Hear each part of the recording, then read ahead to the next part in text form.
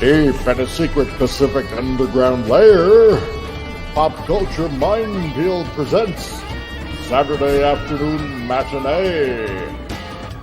This is the Comic Relief Crusader telling you to get your popcorn and candy ready. Take it away, Martine! Come here to chew bubblegum and kick ass. And I'm all out of bubblegum. There you go. That's a great film. Happy Saturday, everybody. Happy Saturday. Hey. We got a limited supply of bubblegum, but a lot of kick-ass. Oh, man. Now, are you talking about the movie Kick-Ass?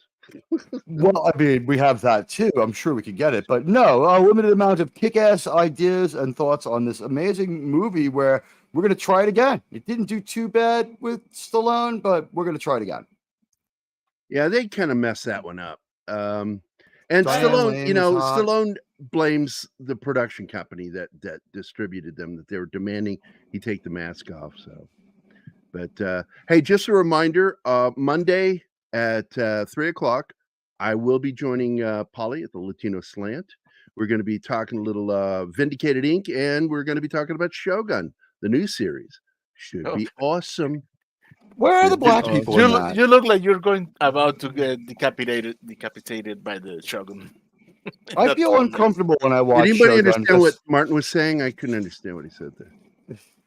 Oh, I can say it again. By the way, this show also asks the question, where are all the black people?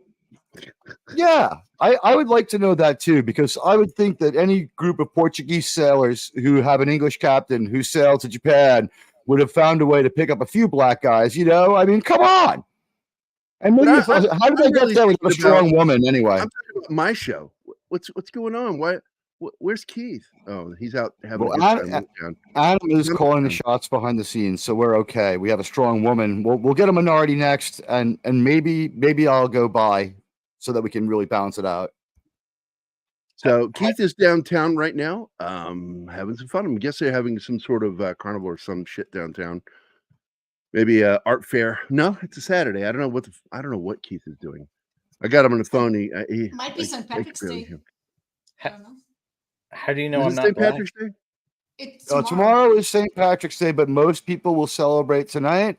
I'll probably celebrate tonight too. I'm like half Irish, so I'm not celebrating that. It's not a nice holiday, but yeah, in Vienna there's a lot of shit going on tonight.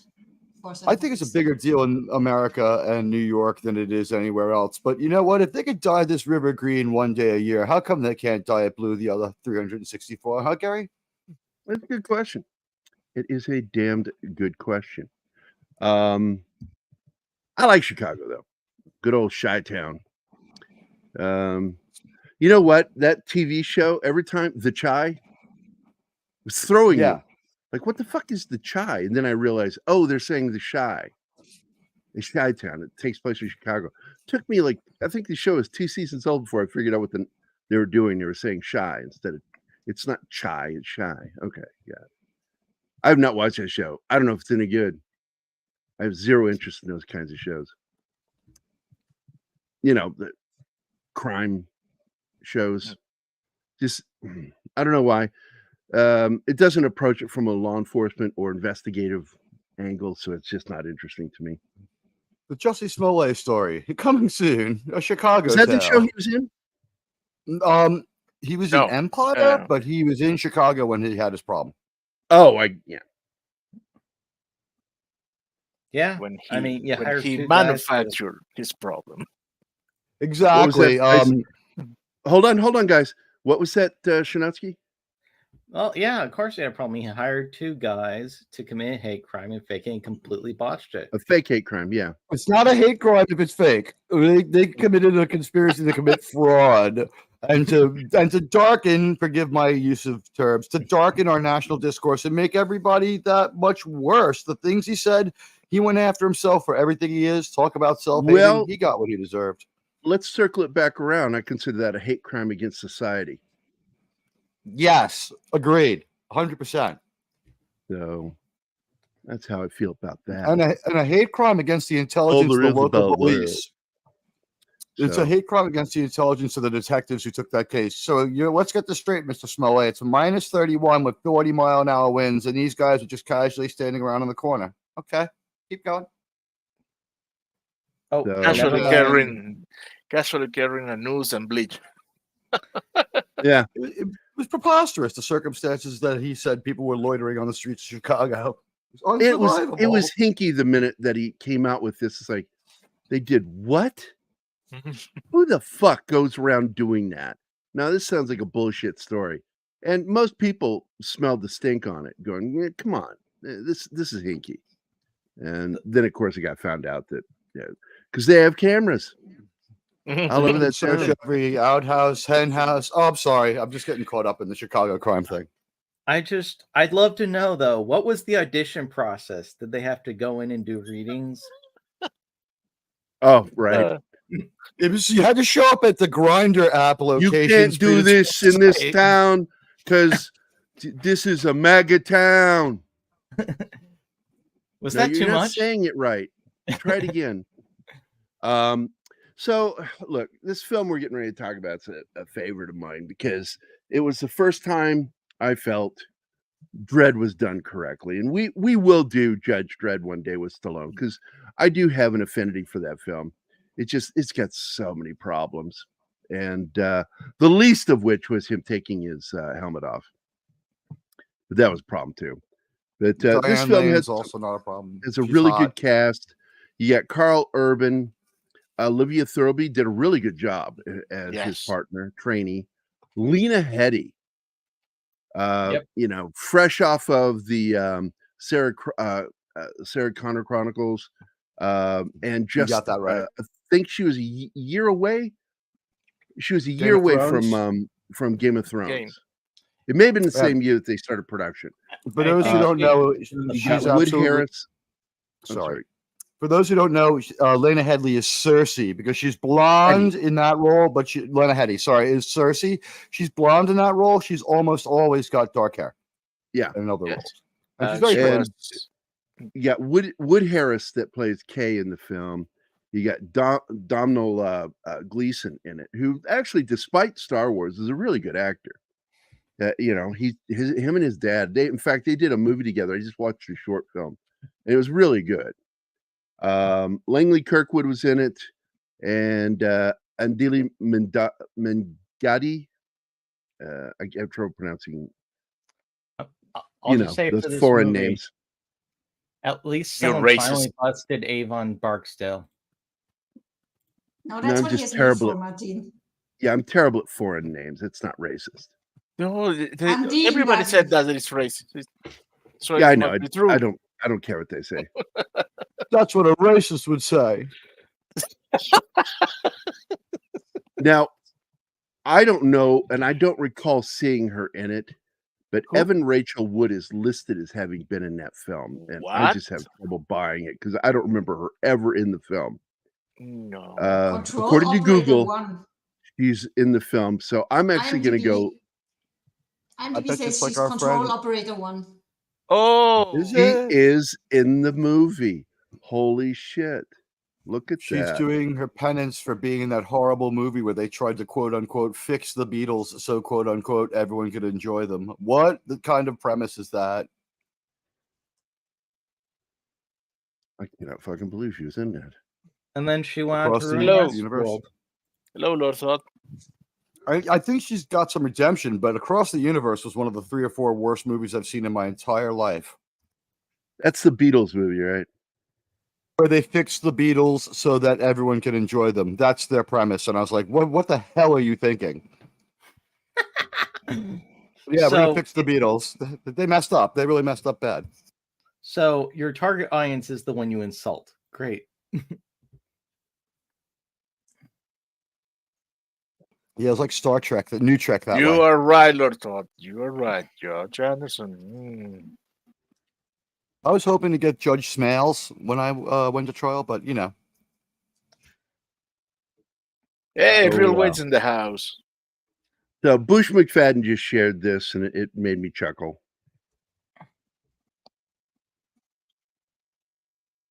Yeah, I saw that and I totally don't get it. I have no totally idea get what it. this is about. He looks like a gangster, is what it is. You know, I sort of get it. Yeah, he's come a long He's like- way. He used to be a lot more ridiculous. He was a tough guy in the old days, Chuck E. Cheese.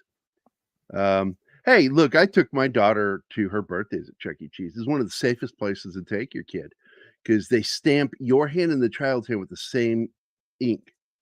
And Oh, if somebody tries to walk out and has different ink they than had to match. your child, they will stop them and not allow them out. Security bounces on them. Nice. I Which took her goes a long Jesus way when your pizza. pizza's only all right. I took my daughter to Planet something here in town. It's a church-owned pizza place, and I was terrified.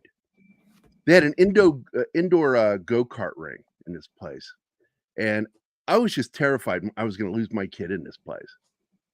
And I never took her back there again. We went one time. I'm like, I'm never going back there again. I'm sticking to Chuck E. Cheese for my daughter's birthdays. And well, I did. And once again, where are the black people? Where are they? Are there any even watching the show right now? We have to end the show. Oh my god. I guess the mean response is when they filmed Shogun, they were off like doing nothing, taking an unauthorized break, right? They're there. We don't see them. They're out of frame, like smoking cigarettes. You know, the thing that pisses me off is that the stupidity of this question. It's feudal Japan. Where do you think they were?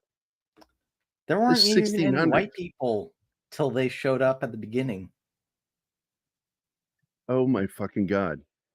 You know, you barely got any white people in this film. And by the way, you know, the Spanish are Mediterranean. So I don't know. You just get some stupid people writing today for magazines. Lord Thoth, let's see, what is this? I actually spoke to Karl after this movie, and he was so stoked for a sequel.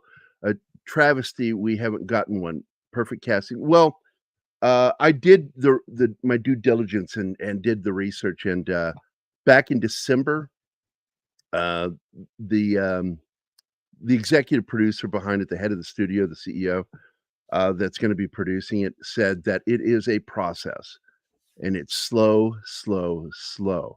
But both he and Karl Urban are still expecting to make this sequel. It's going to happen. That's great. But we're already 10 years. I mean, we're officially 12 years since if they're like, we got to wait for this woke thing to blow over before we do DREDD, then I'm on board with their reasoning. Yeah. But yeah, it's a 12-year process. But I do expect them to eventually get around to it. And because Karl Urban's not going to take the helmet off, his age isn't going to really matter. Right, and that's half the time of Tron.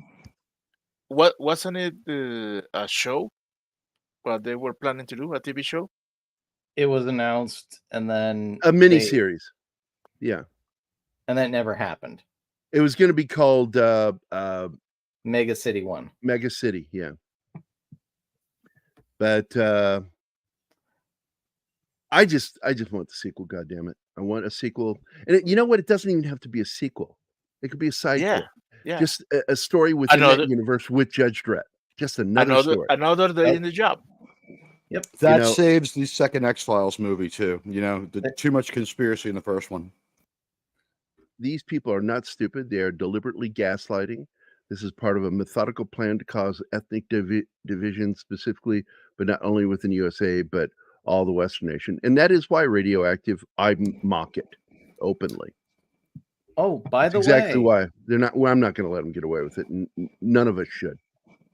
By the way, call out bad new track. It's commie propaganda. Plain and simple. Go ahead, Shinatsky.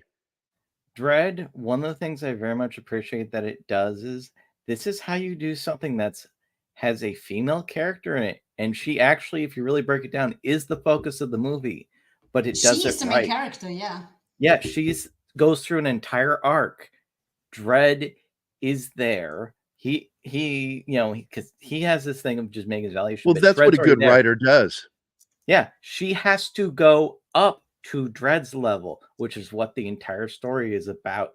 it doesn't ever undermine him. They both save each other in the movie, and ultimately it still shows that, he's the more mature one, he's the more experienced one, but they save each other, they help each other. More importantly, they don't demean each other. The closest you might get to it is some of Dredd's comments, like when he's talk about, you left your helmet behind. It's like, in here first my psychic abilities, and he goes, wouldn't a bullet do that as well? A bullet might it's not interfere more. Yeah, that's great. Yeah, it's not them undermining each other. That's the important thing. They don't have an antagonistic relationship. He's and the genuinely thing that I like respect is she begins to judge herself, realizing her shortcomings. And at the end, she sees that she fails. But because she sees that, Judge Dredd He passes her. approves. Oh, Can I he ask a approves. question of the there's story another of the reason. writers? I'm sorry. Go ahead, Chinaski. Oh, no, there's another reason. I think it's the thing that's the telltale sign. She refuses medical treatment at the end. Like, that's Yes. what she does right before he makes the decision. That's, like, to me, the thing that It's kicks it. part of it. I think that her decision making and criticizing herself was important. That she already said, I failed because I lost my weapon. Yes. And he didn't try to make excuses. She took responsibility, but at the same Accountability and time, ownership. She owned it. at the same time, Right. she doesn't collapse onto herself. She says to him, until my assessment is finished, I will perform my duty. And you can see in the lower part of his face, that's the only part of his face you can see, is you see the approval. Yeah. Where normally it's a scowl, it goes to that look of, He's And acting very- with the bottom half of his face. It's so impressive. That Great- guy He's is the- great awesome. It's acting. amazing. All right. So you Can I- asked a question about the Let's- writers. What was your question about writers? Me, my question was to the writers here and about the writing of this movie is, do you think there was like a really good choice? It sounds like you're saying it to bring in the female character, because to my impression, and I'm kind of familiar with the character, it's kind of hard to arc Dredd outside of an origin tale, isn't it? He's very level-headed, very consistent. He has a very very specific view of what's right and wrong. He's not like he doesn't really arc. You know what I mean? Well, I'm going to tell you, man, they had some really good writers on this. They had Alex Garland. You know him from such films as Ex Machina, Annihilation. That I thought could have been a better film. There was a good film in there, but we didn't get it. And I do believe that that's the director that did that. He wrote 28 Days Later. God, what else did he write? Men, unfortunately. Sunshine, the sci-fi film. Yes. Very good fucking writer. Okay. We had Carlos Esqueda. He wrote, he was the writer on Judge Dredd back in the 90s. He also wrote the screenplays for the unproduced Judge Dredd Mega City, Judge Dredd Cursed Edge back in 2013. But he also goes back further than that because, again, he worked on Judge Dredd in 95. Then he did Judge Dredd versus Death video game. He wrote the Judge Dredd Crime Chronicles video. This guy is a huge Judge Dredd fan. He has immersed himself and done nothing else but Judge Dredd. Yeah, I think. Good. But then we got John Wagner, lead writer for the film. And I'm just going to name one fucking film and you're going to go, oh, I like this guy. A History of Violence. He's the screenwriter for that film. And I don't care if he did anything else.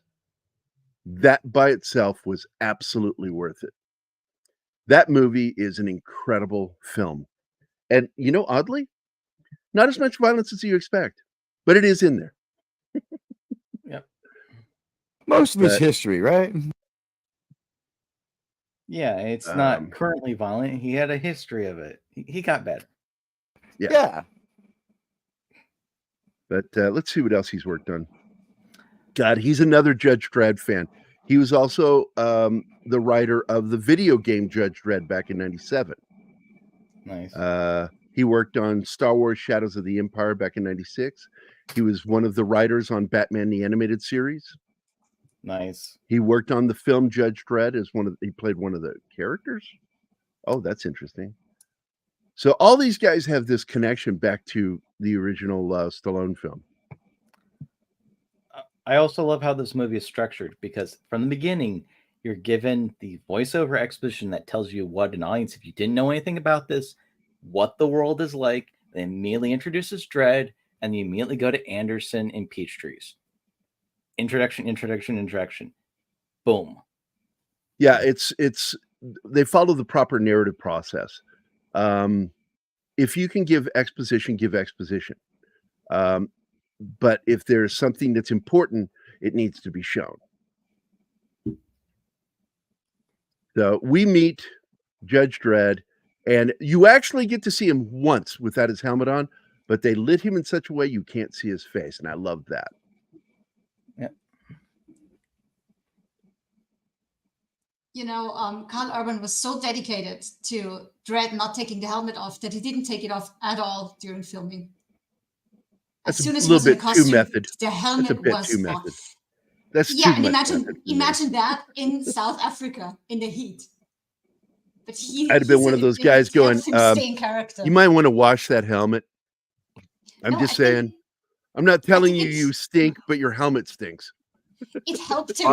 It helped him with the acting on the lower part of his face, because at some point during the shooting, somebody made a joke to make him laugh, and he just gave him the Judge Dredd stare, and everybody was so impressed. I think it's pretty cool that he did that. Fully committed. Now, Kay Roberts said the characters were played so close to their archetypes: the vet, the rookie, the broken criminals, the terrified victims, and the city itself as a character. That's true. That's true. Viggo Mortensen, History of Violence. Yes, it is. Yes. It is one of my favorite films. We will do it on a Saturday. I'm telling you. I'm working my way into introducing Anima to that one, because when they're rough. I also love the visual depiction of what happens when you do this drug. Yes. When you hit It was one of my favorite parts of this film. Everything slows down and gets all glittery looking. Perfect Everything use of looks slow pretty. motion. Yeah, it's just wow. Mama was a good choice. Great casting. Absolutely, she's so good as the villain. This also was a 3D movie, but it's one of the only ones Yes. where it doesn't. I never like, saw it in 3D. its Was way. it in 3D? Yes, because in Red fact, 3D Oh, came the out- poster. That's right. It says it on the poster. That's The right. It came original out just title- after Avatar. and the The original world was title crazy for was 3D. DREDD 3D. Yeah, I just said that. I did see it in 3D, and man, there are scenes in which the Now I'm scene just is going to say that in Mexico, it's actually 2D, and there's guys up front near the screen that just throw shit at you. You're being an asshole, Gary. We hate you Stop too, it. Gary. Don't worry. Just I remember, imagine the bike chase in the beginning must have been And pretty the impressive. show is in free. 3D. And this is great character stuff, Hey. because it shows you that he's willing to chase until they take out a sieve, and then it's time to take him down. yeah, Ranker Steve is here, man. Dude, I've never seen you in the chat before. It's awesome. I know who you are, by Welcome. the way. I've seen it before. We are connected on Facebook, and we're connected on, I do believe, on Twitter too. That's awesome, man. If you wanted to join us, you're more than welcome to. I appreciate Jerry's sense of humor. Fuck you, Lord Thought. Dick. You deserved that one, Gary. You deserved it.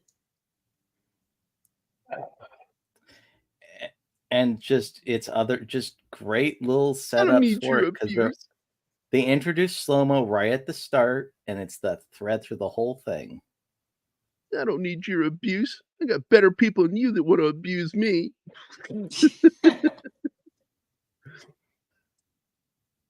So, oh man, the shootouts in this film are just something else. And this slideshow does not give it credit at all. We're not going to get to see any good action in this. I love how it it shows that life has become extremely cheap. In that, oh, don't worry, the food court will be open in like 40 minutes. Don't worry. And this is also great because it tells you who DREDD is at the start, and then this scene, like pretty much an exact parallel of it, plays out right at the end.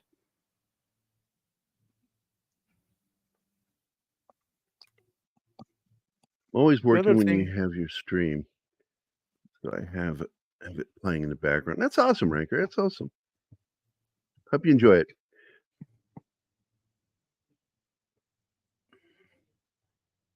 There's a lot of cool stunts in the film, a lot of good action.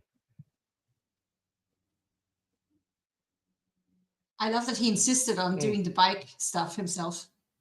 That's not a stuntman. That is him in the beginning. And by the way, I haven't said anything about the director, which is Pete Travis. And Garland actually took over. What's that? Director Garland, he took over directing. That's why the original director didn't really promote the movie much. I want to go back to this because when he shoots him with that fucking flare in the mouth. And he melts his head. That was amazing. Look, just how they pulled that off and made it look. I freaking loved this scene. I have my suspicion because when he used it after in the movie, I can see some discrepancy in between the movement in his lips and the words said, because he called his incendiary. In this case, he said hotshot, but the incendiary, I almost sure that what he really says is white phosphorus. Yeah, it's Willie Pete. Yeah. Lord Thaw says, man, Karl was a great chin in that helmet. Yeah. Yes. He is. It's all about the chin. That and Batman casting. Hey, man. I was introduced to him when he was, Caesar on Xena. He was a great Caesar. I remember him as Caesar. One thing you could say about that helmet, anybody looks like a badass with that helmet. He was like the one thing I walked out of Star Trek 09 with. I was like, McCoy's all right. Well, he campaigned to get that role because he's a big fan of Dr. McCoy. He does a great job. He almost saves movie one with his great performance, but J.J. Abrams can't resist having him do stupid things. He's running around injecting everything, jabbering like a moron. Yes, this is the single best scene in the third film. The third film is Simon Pegg. Sometimes there's moments where it's good and they act like themselves. The movie's still not great, but Kirk is brave, Spock is rational. Well, the original script for that film was to Star Trek, and he made him go back and make changes. Simon Pegg. Also, they had abandoned sets and abandoned stories and abandoned contracts from 2 TV shows smashed into that movie. So it's a real mashup. Yeah. So anyway, what I was going to say, one of the best scenes is Karl Urban in the film where he and Spock are about to have a moment where they're about to be attacked and probably killed. And Bones says, at least I'm here with you in this moment. And that's when Spock seems to be beamed away suddenly. And he goes, that's great. Typical. That's typical. Yeah. Finally, a joke that worked in those movies. I did like that movie. That one is the most charming one. It's still not great. Less bad. Star Trek still isn't good. But yeah, the JJ effect was at least gone, and they tried to make them the characters we remembered. Uhura was still second film was overpowered. just awful. It was horrible. They turned Khan into something that is no more dangerous than a Romulan. He was no more dangerous than a Romulan in that iteration. He was just Smaug. That's all he was. He was Smaug. I call him the Winter Soldier because he was just unfrozen tough guy merc. He had no class, sophistication, political skills, nothing. It's like Daniel Craig's Bond, just this loser who could beat people down. Yeah, but like I said, Smaug for a reason, because he was the voice of Smaug, and he did the. Yeah. But that was good. That was good, though. You know what I mean? Like, I didn't mind him as point. Smaug. You're not getting my point. Okay. I'm kind of getting your point. So that was Andy Serkis who was the motion for Smog, though, right? No, really, or the faces Benedict Cumberbatch. He did the facial performance for the character of Smaug. Yes, the face and the voice. Now I got to tell you, this young lady that's now she's smoking a little bit. Yeah, I love these scenes. They're really she is smoking. I mean, well. She's having a cigarette. Hey, Bush. Drug. Yeah, did I show Bush's image? Yes, the Chuck E. Cheese. There you go, Bush. There's the image I showed. Yeah, Chuck E. Cheese one had a little more of the Cosa Nostra kind of thing going with his pizza supply. So this young lady is so really good, and I went to go see what else she's been in, and really not very much. That was 300. 300. She was Queen Gorgo. Queen Gorgo. Yeah, she's the one who she's the wife of Gerard Butler.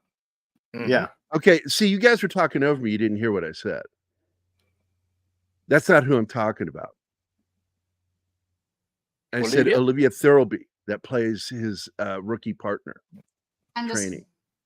I never heard of her before. And so I went back to look at her. She was in Oppenheimer. She's in oh my God, just nothing worth a crap. Above the Shadows, the Mask is nothing. Chappaquiddick's not a bad film because it did a really good job of making Teddy Kennedy look like the shitheel he was. She was in Goliath, good series. She plays Lucy Kittredge in that. That was a good show. I like that show. President of the Wedding Ringer. 5-7 Red Nut. She's in DREDD. Wow, just that movie was terrible. The Darkest Hour, terrible movie. Is DREDD the only good thing she's ever done? He's done 2 other really good things, and I'm looking for other stuff right now. Please let her be in something good. Is Darkest She's Hour in Juno. Gary Oldman as Churchill? I have managed to never watch that movie, Juno. Ever. Me neither. You don't need I've never seen it. Is Darkest Hour Gary Oldman's Churchill movie? Yeah, I believe so. That was really good, actually. I'm going to say that's better than Dunkirk by a whole lot. What it's a year really did he good do movie. that? Maybe 2019, 2018. It was a while ago now. Because I'm not seeing that on here. Yeah, she wasn't in that. Yeah, no, the lead role in that was Keira Knightley from Pirates. Yep. Oh, and with the scene that she went by. You mean she was a Knightley? Knightley is in it, and there Knightley? so like there are some people from the Magical Society of British E-Negroes, I guess is the way to put it. No, what I love with the scene that happened before is that it's an important thing. You show characters actually having crossroads, make a choice. She casually makes the choice to execute those 3, and it causes everything. Yep. Especially the way she executes them. Yeah. Giving them the drug and then throwing them off the building. Because that's usually a merciful death because it happens so quickly before you realize it, the fall is over and you're dead. But on that drug, it takes forever for them to die. Was their city DC before it got destroyed? Right? It's DC. It's from DC all the way to New York. One mega city. Gotcha. You see that actually on the American flags. When you see them, they don't have all the stars that the American flag has. I think it's 5 or 6, I can't remember, but that's the mega states that the United States have become. We're heading 5 there. or 6 big mega cities. I predict that happens after the next election, but that's a different story. I have a flag in one of my stories that a buddy of mine did the artwork for that we will eventually finish too, called Sleepers, which because of an incident that takes place, the world collapses and becomes basically the continents become corporations. And so the American flag actually has a trademark on it. Nice. A little TM next to the stars. I know Stallone's not part of this, but Demolition Man sort of had that, right? Where it was just all that was left was the Taco Bell Corporation. That movie was way too correct and accurate. Yes. It really was. By the way, did you guys see the video of him explaining the 3 shells? No. I don't want to ruin the mystery of the 3 shells. 2 shells. My own. is for cupping, just like chopsticks. And the third one is for doing the final scrape. He explained. Grow some trees. Just grow some trees. Fuck off. Nobody needed to know that. Hey, Nobody. Stallone, I'm just saying what Stallone said. That's She is a not cutie right. patootie. Look at her. No, If I had to be killed, I'd want to be killed by her.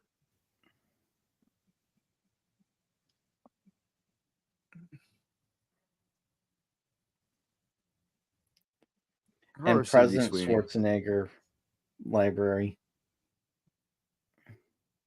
Presidential Library. Oh. Yeah, when what was it? He says they did a new amendment. So yeah, Arnold could become president. It never happened. That would never fucking happen. There was a time when he would have won if he could have run, he would have been president. Let's not. Yeah, he ran for the governator, and that was as far as he was going to go. Well, I mean, he couldn't go any further, but I mean, we've seen Austrians go lead other countries very well, with mixed success. No, just to show never cheat on a Kennedy. But just, you know what? If you're having a problem with your Kennedy spouse, just be like, why don't you go for a drive? Think it over. Chances are they won't make it back. They don't travel well. So perhaps a flight to like Europe would calm you down. You ever think about reflying your great granduncle Joe's flight pattern? See what that's like? Yeah, more exposition, but it's appropriate because they don't know about her either.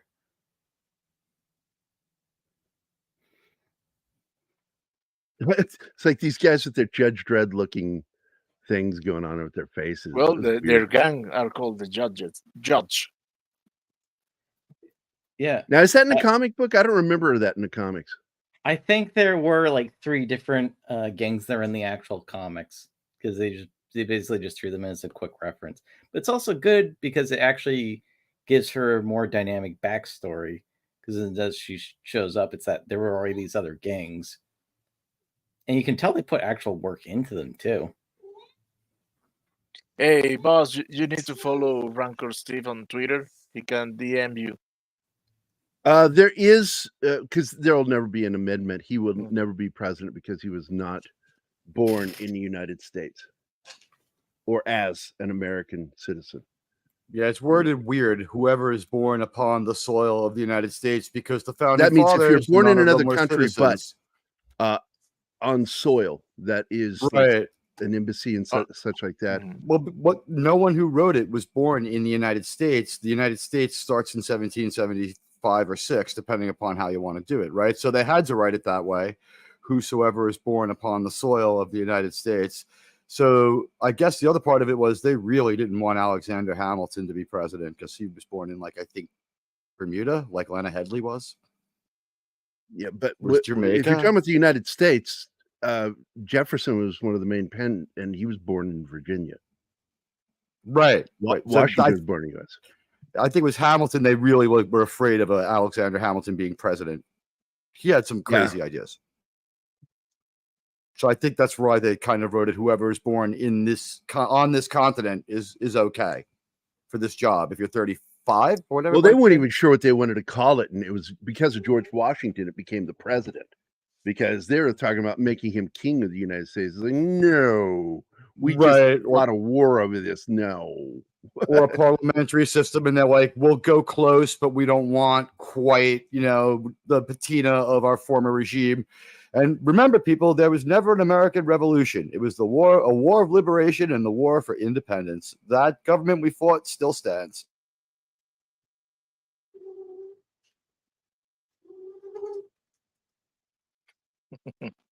Is that Rocket Kitty? Yes, they're getting hungry. She has a lovely voice. Man, this scene in 3D, this one, and when Mama is bathing in slow-mo. Ooh. I like that shot right there. Yeah. Going through the guy's cheek. That was fucking cool. Oh, yeah. Yeah. Well, imagine seeing that in 3D with the bullet coming right at you. I would like that. Oh, it was awesome. Was it anything like Jaws 3 in 3D with the eyeball coming at you? No. Oh man, How about you bring so many memories. Friday the 13th Part 3 in 3D? The yo-yos Yo. flying at the screen. What I see, no, I didn't saw that one, but I saw Freddy in 3D. I was going to tell you when I first heard they're going to be doing 3D, and I can't remember what Coraline or what it was we went to see, my daughter and I. I didn't want to see it in 3D until a friend of mine says, "No, this is not the 3D of your youth. This is a wholly different thing." And I went, Yes. because those things gave me a headache. I hated that. And so we went with those special sunglasses. They look like Wayfarers. Went in there and watched the movie, and I do believe it was Coraline. I walked out of that going, "That was so fucking awesome." I haven't liked most of the 3D stuff I've seen, like the recents. Well, you got to have a reason it's 3D. Hey guys, as I make my decision here, is this a buy or a rent? What do you think? A buy. Yeah. It's a buy. I'm going to take A your buy. word on that one. Well, I'm buying I love this movie, and I have it in both physical and digital. This is a buy multiple copies, so it becomes financially viable to do a sequel movie. Yeah, the chat agrees. It's a buy. All right, I'm buying it, but that's my watch party later today. So everybody, drop on by. You buy it twice. I'll tell you who could have been president, though, Bush. Mel Gibson. He could, because we all thought he was Australian. No, he's born in Poughkeepsie, New York. Born in the United States. That's right. He's from like 35 miles away from where I sit. Lord thought that is absolutely true. It's a crime. It's a crime that we do not have a 4K release of this movie yet. There's a 4K of it on Amazon. We're going to be doing on one of the forthcoming weekends. We're going to be doing True Lies, and oh boy, I listened to what Tom said about that, and it's bad. The 4K release on that, bad. George said that he didn't lead a war against George III to become George I when offered royalty. Yep, absolutely. Telling me that there's a 4K version of this, Steve? On Amazon right now, I'm looking at it. I can DM you the link. What are we talking about here, Bush? What does Bush mean by There's that? a 4. Oh, okay. That. Because the chat is telling him to buy the movie. Oh, okay. Yeah, I did. I bought the movie. I bought it. I am now an owner of Judge Dredd. Good boy. But I bought it in standard definition to save like $6 because it was filmed in 2012. How HD does it need to be? I'm not a freaking hawk. You say hawk like you're from New York. I am from New York. There's a reason I sound like I'm from New York. By the way, that's Domhnall Gleeson right here. Oh, that's it. That's General Hawks. Yep, that's him when he was young. Yep. This is 2 years before the prequels. Right. No, 3. Oh, 5. 3, well, 2. You mean sequels? 2015 is the sequels. Is TFA, right? It's 2015. I thought 14 was the year they released the first sequel. They bought it in 2012. Right. Wasn't 17? God damn it. You fucking guys. No, I thought Star Wars was like 2015 because it was every 2 years.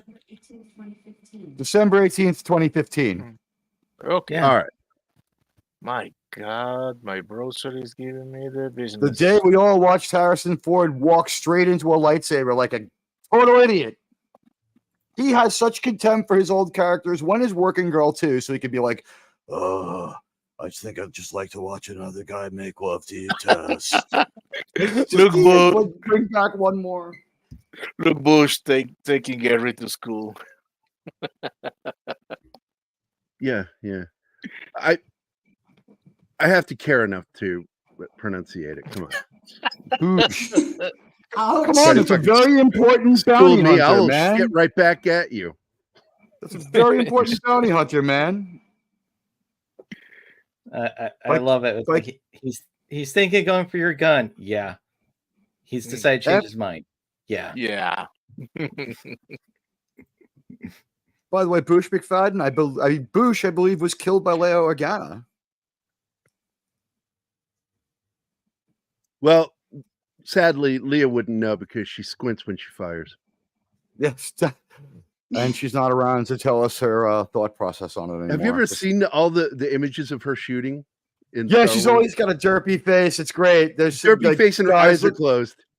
Guys, Google the meme. There's so many memes. Yeah, like when the thing is, in the original Star Wars movies, they had squibs, so the guns fired to give the actors an idea what was going on, which is why you see weird stuff like stormtroopers cheating the shot and pointing the gun sort of in an off angle in some of the early shots on the Tantive 5, like that one stormtrooper's pointing his gun almost straight up in the air when he's firing down the hall. And so like whenever it would go off, like Carrie Fisher would flinch and make like this face that made you wonder what kind of things Harrison Ford must have seen in that trailer when they were together. I was about to make a joke. It's like, geez, if that's what she fires a gun, what's it like when they have sex? Oh, Harrison would know. We've got to ask Harrison. It's like, don't look at her. Can we get back to the movie, because this is an important moment, because she's locked the block down, and now the roles are reversed, because now Mama is the judge and they are the criminals. Yeah, and when you're working under pressure, just remember that clip. The power dynamics keep flowing and changing, which makes it a very dynamic movie, which they fucking forget in most everything I see these days. It's also the one thing that he's learning, actually, is being on the other side, and her actions, Anderson, when she decides to let those two guys go, or is it one? I don't remember. When she says, I know I failed again, but as long as this is going, I can still make decisions. And my decision is to not kill at this point. And something clicks in him and he starts doubting. No, not if the brutality is the really decision is not to kill. The decision is he is a victim, he is not a perpetrator. Because she reads his mind and say that she see all the abuse that Mama has done on him. But she stands up to him, and that's teaching him something there. Well, it's an important thing. I also love that movie. They never know that she's a psychic. So they make a complete logical plan of, we're going to have one of the dark judges come up, pretend to be your friend, and it will work, and then we'll get to kill her. And it completely gets fucked up because they don't know she's a psychic, because the idiot never told Mama. Yeah. Now, this comment from Bush, that is absolutely true. The two movies are the same, and they came out the same year. Yeah, well, that's to show that. Well, this is the thing is though, that it was unintentional. This is something that just happens every once in a while. Yes, both of them follow the basic theme of Game of Death. Mm-hmm. Yep, that's all they did, and so I think it's interesting. And by the way, they came out within a year of each other. I think there's like this one came out in 2012, and the other one was 2011, as I recall. But they're only months apart, and it's just people thinking the same way. That's all it is. Very importantly, the script for this got leaked before the raid came out in the first place. So unless he somehow went into the future, or someone like leaked him a copy of the raid script or something like that, there's no way that he could have known about this Indonesian action film. That's a very similar premise to theirs. We should do that movie too. Which one? The Raid? The Raid. Oh yeah, I've talked to Anima about it enough. Yep. True. I only know of a James Franco movie with that name. What was his movie? Gary always talks a lot, but they was talking about this movie, freeing a bunch of prisoners of war on Bataan. Oh, The Great Raid. Is all right. You got me. That was a really good movie. I love that. My movie. boss was the military advisor on that. Which, by the way, I spoke to them today. Dale Dye and his wife Julia. Everybody, he's doing great. He's recovered from his bug. Thank God. I was so glad to hear I knew it. that he's in a good mood because he was cranky about getting old. He did a great job on Great Raid, and it's too bad about James Franco being canceled because he could really act. He was great in that movie. He'll be back. Really great. He's one of those guys I think will be back. I hope so. I really hope so. I think Seth Rogen is such a fucking shitheel for betraying his friend. So he kicked him right to the curb. No loyalty, none whatsoever. Yep. But He'll get his. His day's gonna come. He's been strutting his stuff for way too long. He had 2 years worth of talent. He's been around for 20. He's really seriously overplayed his hand in Hollywood. Dude, that time I broke into his car, he was so like such a libtard about it. There's no shitting on They'll Die on this channel, okay? Thin ice. He's not. He's Hey, our he's hero. not. He's not shitting on him. That's not nice, though. Oh, that's not constitute cheating. Yeah, it's not. Because he's been gray-haired since the 80s. Technically, if I understood him correctly, he was already gray in Vietnam. Oh. Well, so it's like Steve Martin sort of a thing. Yeah. Or He's maybe always had white hair. Oh, he colored his hair for film. Because of Vietnam. Well, he colored his hair for film. When you see him in Platoon, he colored his hair for that role. And he was so glad when he could stop coloring it, when they stopped demanding that of him. You got to color it all the time because if you color anything but blonde, it's dark. The first moment of growth betrays. I know nothing about coloring hair at all. You don't cover your face with hair and then cover the hair that covers your face at all. I just shit on myself. So. Oh, and this actor, he has that I know, he has made another movie with Karl Urban, the movie Doom, about the video game. I know, has many problems. I still like the movie, and I still like his character. What movie? Doom. D-O-O-M. I still don't know what movie you're saying. Doom after the FPS game. It was pretty bad. The one with The Rock? Yes, yeah. And Karl Urban. And I forgot the name. It was a terrible movie. I've forgotten that movie. Black guy. So bad. Yep. Yeah, it was a suburban performance for Karl Urban. Even he wasn't able to rise to that movie. And hey, this is good stuff too, because they talk about, okay, what's the logic of what we're doing? Why are we doing this? Look who's here. Hey, Mike. Hey, Mike's here. Hi, Mike. That's okay. We have your voice.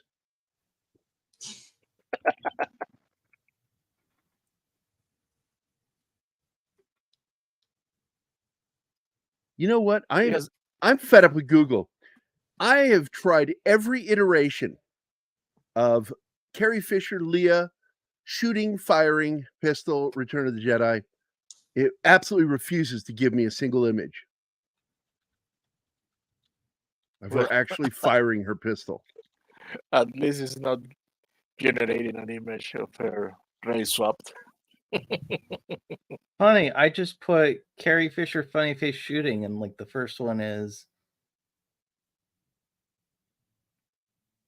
you gonna just leave us? Yeah, it's one of the faces, like in images. Well, I've got the one from Star Wars. I'm trying to find the one from here's another one from Empire. And it's so funny because and I'm gonna show you in a moment. If I can find the fucking image from Jedi, because there's a scene where they're at the relay trying to open the door, and she turns the fire, and she does the monkey face, just crazy fucking grimace, whole face contorted. But here, I'm just gonna go and grab them. And amazingly, a film she did before.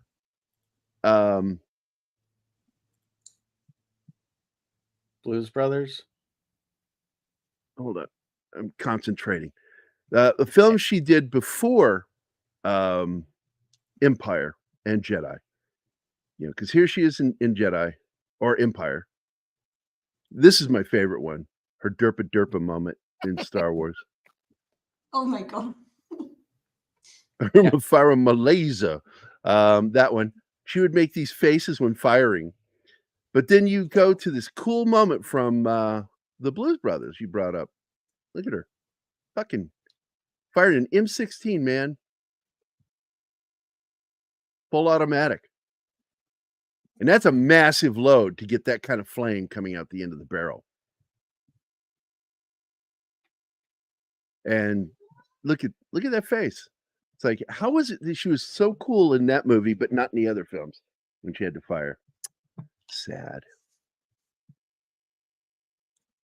Oh, I do like this moment because she reads her mind. And the sad part is when she discovers who her husband is, that she's already killed him. Yeah. Not just kill him, executed him. Yep. And he was a bad guy.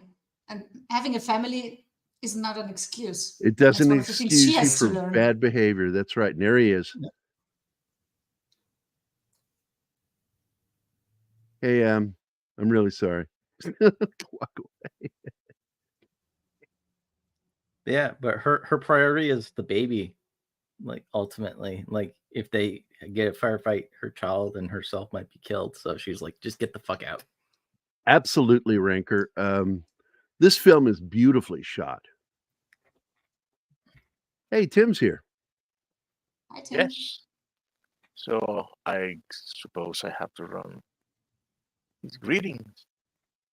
Oh, are they advertising guns on YouTube? Oh, awesome. They're really like from a using your resources. This script's very smart because since all the mega city levels are all the same, they can use the same sets for the hallways and it fits. You just change a couple of the numberings. Now I'm gonna run Tim's video. So here we go. By what name are you known? There are some who call me Tim. There you go, Tim. No need to remind me. And no need to complain.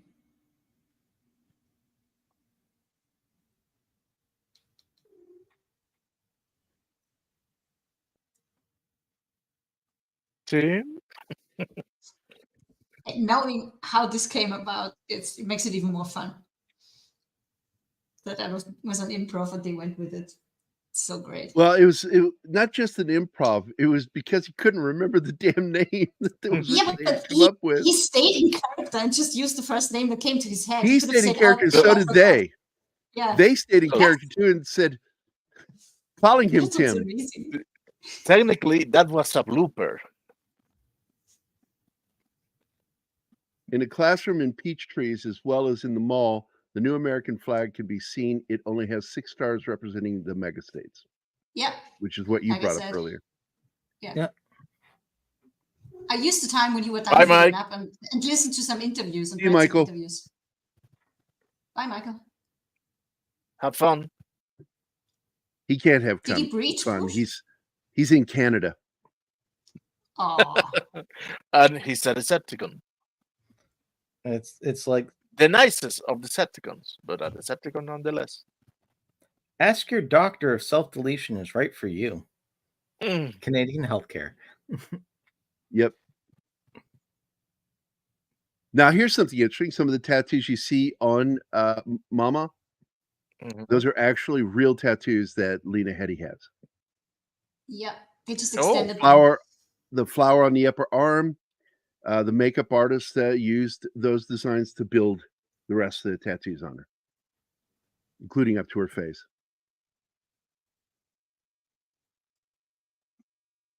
And by the way, what you brought up earlier, there was a Joe Blow interview with Karl Urban where he confirmed that the film was actually directed by Alex Garland and that Pete Travis did not promote the film in any way. So this makes DREDD Alex Garland's first feature film. It also might explain why it didn't do too well in the box office. If the guy officially named as director doesn't say anything about the movie once it hits the theater, that's gonna hurt it. Because The movie it was had a set budget out of to die. it had a budget of 50 million and made only 41. That's a Also shame. because probably the fan base isn't big enough. But I mean, it is a classic now. Yeah, Well, it was but- only We'll the get like, that sequel. I Now- believe in that. I don't know if we've had a chance to really see it yet, but in Mama's penthouse, there is a Judge Dredd helmet with a chain hanging from it on the wall. You pointed it out when we watched it. Because in And- the comic, the badge is attached with a chain. to the Chain, uniform. right?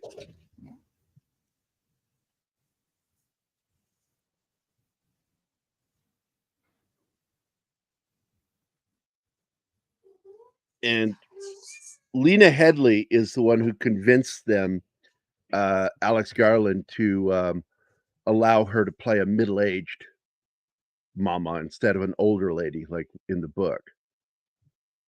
And also turning her into a woman hater or a man hater. She hates men. Oh yeah, she castrated the guy who almost killed her with her mouth. She bit it off. Okay, and with that, we're going to our ad. Time for Now, the let's ad. get a break. I don't know where to go from here. Oh shit, we should end the show. No, real quick with it. I love the fact that the thing you never see what he shows, or you just see a reaction to it, which is great. 'Cause They put that thing in your head, which is the worst possible thing for her to see. See you after the ad. Meet the Seattle Vigilante. Like so many comic heroes, this warrior hides his identity. But his identity isn't the only secret he has to keep. Is it running? After grievous wounds received during combat, Tier 1 operator John Russell begins to recover and comes to terms with his new reality of being an amputee.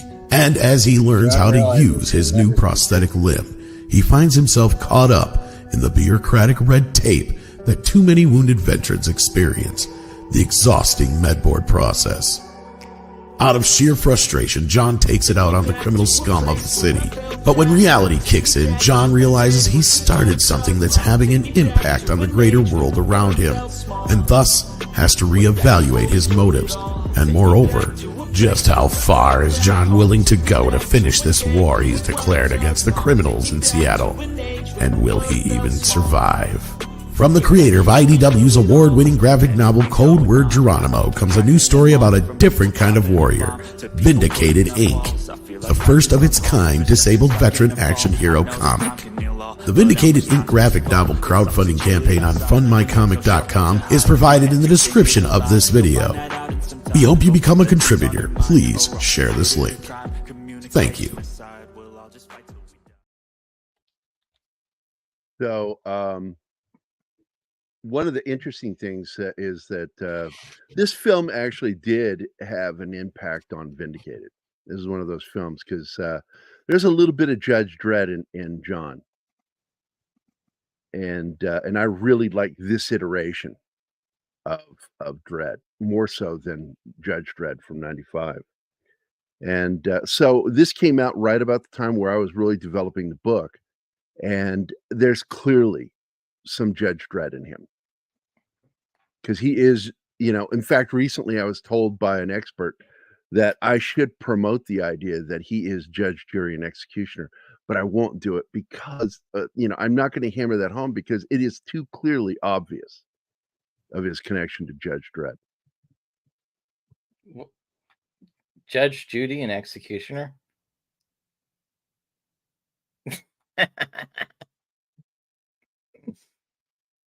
Don't make a sound. Just let him sit in silence right now. That's a Hot Fuzz joke, by the way. Lena Headey, not Headley. Yeah, I already said that before. Headey.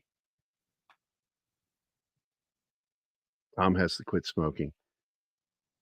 Yeah, you can tell he smokes by the audio on that one. Hey, Rancor, take it easy, man. Have a good day today. Thanks for dropping in and talking. Appreciate it.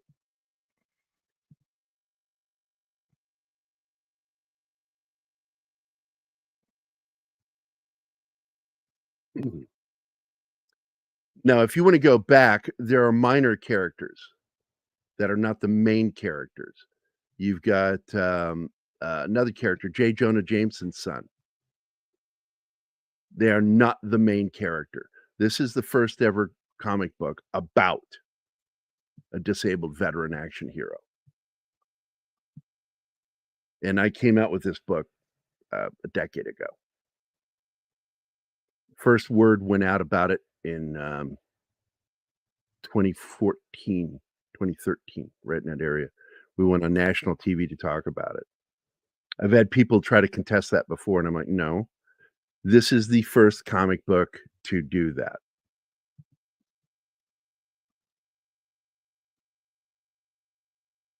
And I'm referring to this one right here. So I like Shipwreck. He's a great character in G.I. Joe, but no. This is the first ever of its type. Yes, the movie Hot Fuzz. Is everybody here? Am I the only one left? Everybody Yes, I'm here. Okay. It was just dead fucking silence. I'm talking. I'm sorry, I had to go. Oh, I'm sorry for doing my job, pressing buttons and keep things running.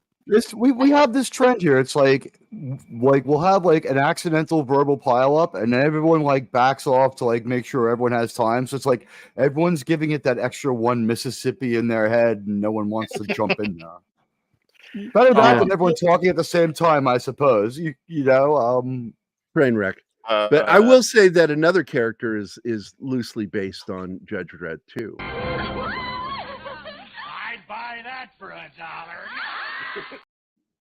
I knew absolutely. One of the first design for the armor was so like was Judge Dredd. Red. There are photos of the actual sculpt.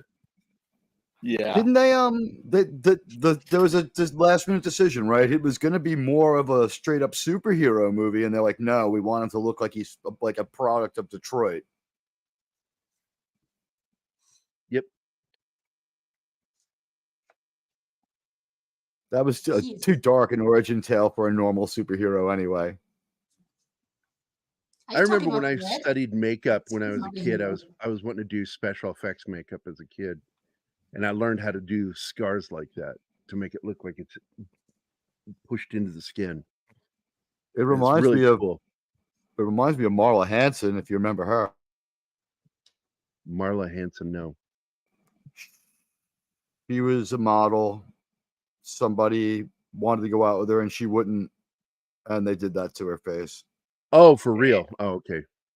That's the inspiration behind it. It happened around 1980. If you want to Google pictures, you'll see it. She had a series of like surgeries to mitigate it, but people were just hiring her after that because to make a statement against the people who did it to her. It was bad.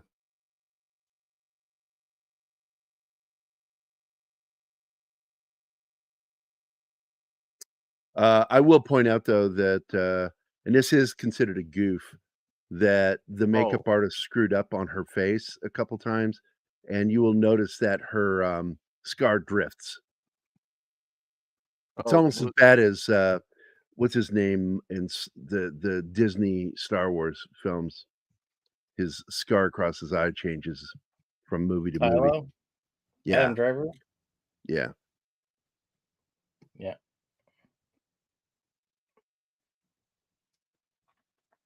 They do one great thing. Like after they show like the civilians, you notice one of them's a little girl and she has a scar on her cheek, just like Mama. Just perpetuating the cycle of violence.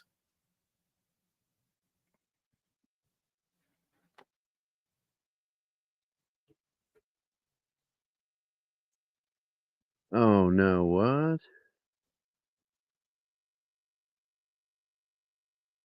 May he rest in peace. Yeah, I'm sorry to hear that, buddy. Yeah. So I'm going to give you at least 20 minutes of not mocking you. It's okay, Boosh. Don't worry, man. That's the breaks. It's better that than to have to say my father was some kind of coward who didn't love America and ran away. Okay. So, I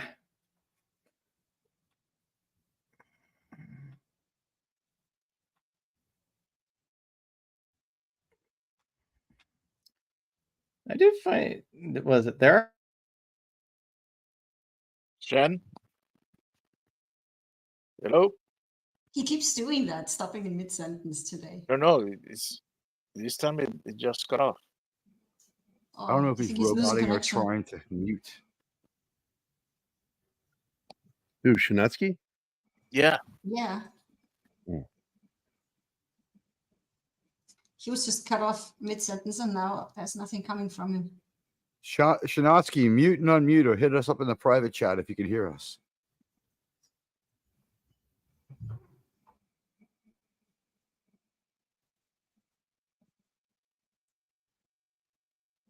Okay.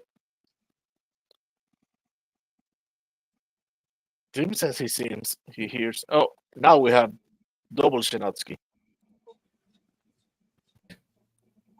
I never Internet believed died. stuff that Tim It's says. back. Welcome. Oh, okay. That was creepy. That's Grabbing your all computer. the cheese makers. What were you saying, Shinatsky? I was saying, I also know there's kind of an interesting parallel with this and Die Hard in that there's just a group of antagonists that they just introduce towards the later half of the movie.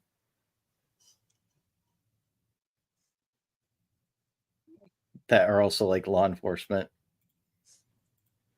Ask that again? I didn't understand that.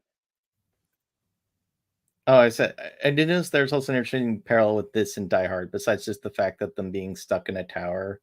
They also have the law enforcement antagonists introduced basically like in the last act to ramp things up that aren't like set up at all, really. Yeah, I mean, they make sense with the thing, but it's like there's no like preemptive. It's like, what about these judges?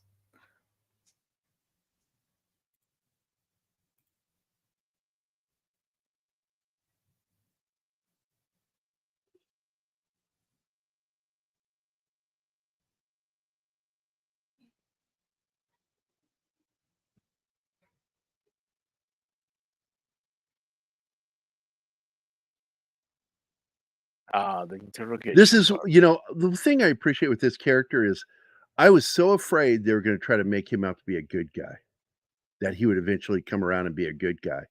I was so glad he remained a villain to the end. Come on, the guy skinned 3 people.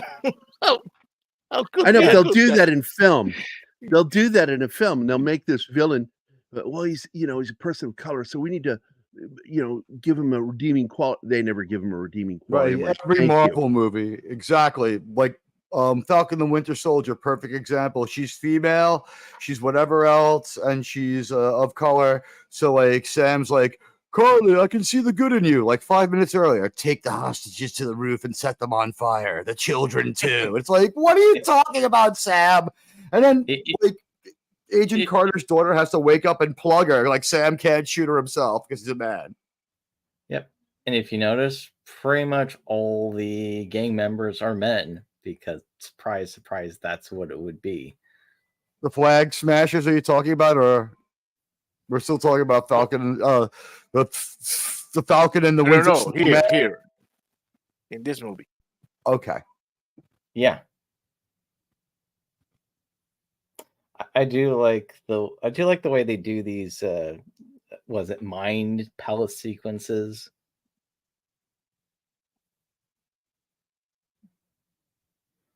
Because it's the right amount of surrealism. Oh, so like, yeah, the way she just fucking messes with his head.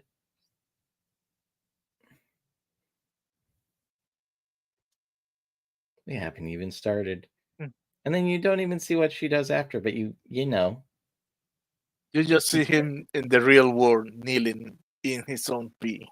The best thing is when she tells him it's pretty empty in here. Yeah. Yep.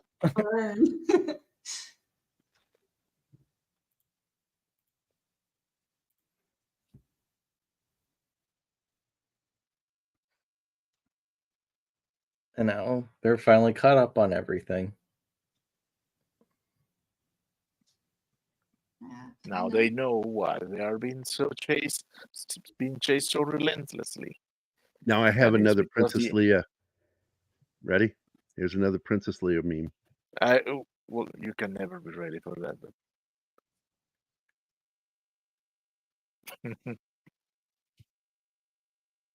Oh, I've seen that one, but the version I saw ends with "Listen here, you little shit." I still find it funny. Oh, Shit yeah, happens. Fuck off. It's a good one. Sith happens. One of the greatest things I've ever heard in my life was cooking with that Vietnam Navy vet who saw combat. Roast wasn't perfect, Mr. Bills said. My failures are better than most people's successes. It was a good one. It was a good one.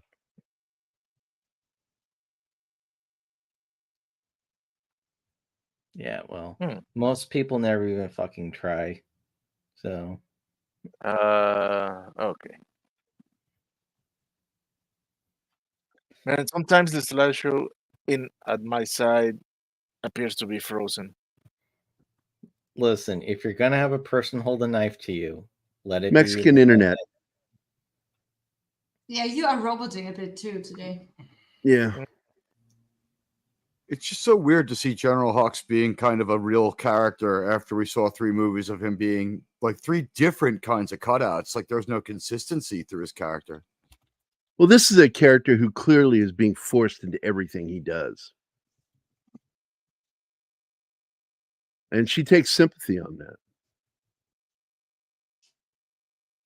I mean, Mama popped his eyes out with her thumbs.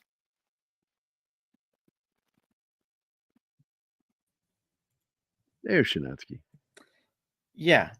Important thing with this movie is about actual victims and actual perpetrators. And in ways, Anderson's perfect for that because she can actually go into people's minds and see if you actually are innocent or guilty. But the problem is as a judge, she's got to have the helmet on. You're not supposed to show your face. And that's why I like the ending of this film. She puts her helmet on. Yep. Now, if only the producers in 95 had listened to that. Is it because they're also an executioner, or has it got something to do with like the British justice system where they wear the wigs and gowns so that your fancy haircut and suit can impress people? Yeah, because they look really absurdly silly. It's just protection with the judges. For once, I think there's the. What are you saying that it's armored wigs? I'm talking about the judges. I wear an armored wig, of course. I have the very nice. Yeah, but we were talking about the wigs and the capes they would wear, and then you said they wear it for protection. And I'm like, oh my god! No, I was talking about trying the judges, to get back to the movie. The judge's helmet, the judge's helmet, and she was mentioning how they never take it off, and she shows that she's one of them by putting it on because they don't show their faces. And I'm thinking, is that because they're also executioners, or is it because justice is blind, or is it some sort of statement on like how the British justice system makes you put on a wig and a gown so that your fancy haircut and suit doesn't impress the jury? Because that's why they do it, allegedly. I think the reason it's done in the Judge Dredd universe is to make it so that basically all the judges are a monolith. It's to make them seem inhuman, so they're much more intimidating and terrifying.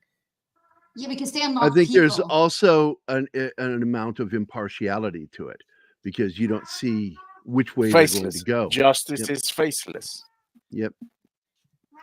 They're just Lady instruments. Justice does wear a blindfold, yeah.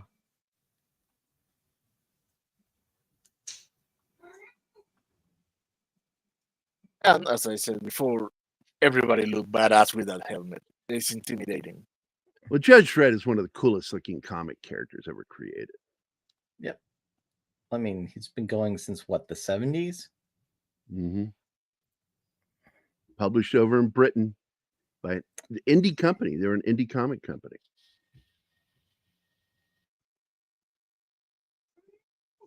It's also the only comic that Karl Urban ever read, because he found one of those when he was like 16 or so, and he was into that. He's not a comic book guy, but that one he loved. I wonder if kids find comics the same way they find porn, like out in the woods. Yeah, in a pile. Got a bunch of Judge Dredd comic books with the pages stuck together. He's like, what the hell? Well, not in his You know case. what? He said he came across it in a shop. Oh, okay. Honestly, yeah, 16 is probably the target age for Judge Dredd. It's like you're post comic books, but you still like them. Here's a pretty adult story. The Punisher. I remember back in the 70s and even in the first of the 80s when I was 16. Go walking in the woods. I swear to God, man, you'd run into a box crate and there'd be like some fucking porn hanging around it or up inside of it. And it's like, who the fuck goes out in the middle of the woods to spank it? It's just so weird. Homeless You would people, find man. porn. You would find porn out in the woods all the time. And you there's a listen- stand-up comedian who told that as a no, joke. he's right. It's insanely true. It is. When I It's lived in insanely Illinois, true. I found a spot. In fact, that's really when I first got my general idea of how it worked, was because of this magazine I found when I was like in the first grade. And I'm like, holy shit, what is that? Oh my God. And what are they doing? Oh, wow. You And know? like, you're too young to realize that you don't want to touch this thing that someone else has used, because gently used porn is not a term. Yeah. What is this? Judge Dredd is one of the best looking comic characters ever. Yeah, absolutely. Yeah. My brother liked the Punisher. It wasn't my thing, but it was good. I like the Punisher too. Punisher, Look, just, we can never have him. I like characters that made were a big out deal of that for logo. justice, even if that justice required violence. Well, I loved it. isn't the Punisher? It's like, it's beyond Batman's kind of thing. Like, Batman is like, I am justice, and like he's like, I am like absolute vengeance, right? The Punisher, I am the law. You're unredeemable by the time the Punisher gets to you. He's not going to try to take you alive. In fact, Cobra is a prequel to Judge Dredd. Oh, Because my God. he delivers a Judge Dredd line in that movie. He says, crime is the disease. I am the cure. And I'm like, that is so Stallone's close Cobra. to I am the law. I mean, it's ridiculous. I don't know, because there's so many movies we still have to do, buddy. I hate rehashing stuff, but I love the movie Wild Geese, dude. It's a great film. That's a great movie. A little too much day for night, but it's a fun story. There was a janitor's closet. We didn't have a janitor at this school. And we went in there to put some a bucket back away and found some dirty magazines in there stacked away. Because our eyes are drawn to anything that looks like a magazine. Because as kids, we automatically think, "Oh, sci-fi." Gary, Oh I wait, don't no, realize this is not sci-fi. This is something else. To today's youth, like anyone born, like anyone under the age of say 25, has no idea what we're talking about, because it's like what the in their language it is. You know, sometimes you see a burner phone out in the woods. It's because someone's porn collection was on it. Like, yeah, I don't think that there is that much published porn anymore. I was looking for some last time I flew and I couldn't find any. I think Anima is quietly judging you, by the way. Just so you know. Me? No, I'm muting because my cat is playing with his toy mouse and he's meowing and it's loud. You know, that toy mouse is porn for cats, right? What is it with you and that word? Murder porn. It's like it's murder porn. Okay, we still have several printed magazines. Club is still being printed. Escort, Asian Fever, Playboy, and Playgirl are still printed, according to Google. I have no idea how we got here. They don't We're have them watching at the Judge Hudson. Dredd, right? They don't have them at There was the a Hudson question. News. If you pay attention, somebody Yeah. posed the question. And so I went and I looked it up. So what's fascinating is I've not said the F word the whole show. And people are acting like it's a dirty show. I did not say it. I have not said the word today. There's where that is the most sympathetic look of that character. He looks tragically sad. The way they designed his eyes. Donald Gleason is just a fucking good actor. I really do like him. I think you wouldn't know it from Star Wars. They abused him in Disney. They really did. He was very professional too. He played 3 different characters with the same name in those movies. In the first movie, he's like an uber Yahtzee. In the second movie, he's this goofy idiot. And in the third movie, he's egotistically wants to overthrow the other evil guy because he's evil too. There's no consistency, and he still is all right. By the way, Tim says, "Good Lord, Gary, this is a family show." My response to that is Manson family. What you said? Oh, I did. That's right. I said it one time during the show. Mr. Bush. Gary is a liar. It's not really a lie if I don't remember it. Karl gets the star line delivered exceptionally. Yes, I concur. You don't need to rewind. I just said it. Jesus Christ. You want me to send you a bag of nails so you can crucify yourself, for God's sakes? My Let go of that bone, Bush. Please. Yeah, he's like a dog with a bone. Yeah. Yeah. We love you, Bush. We really do. You're fucking awesome.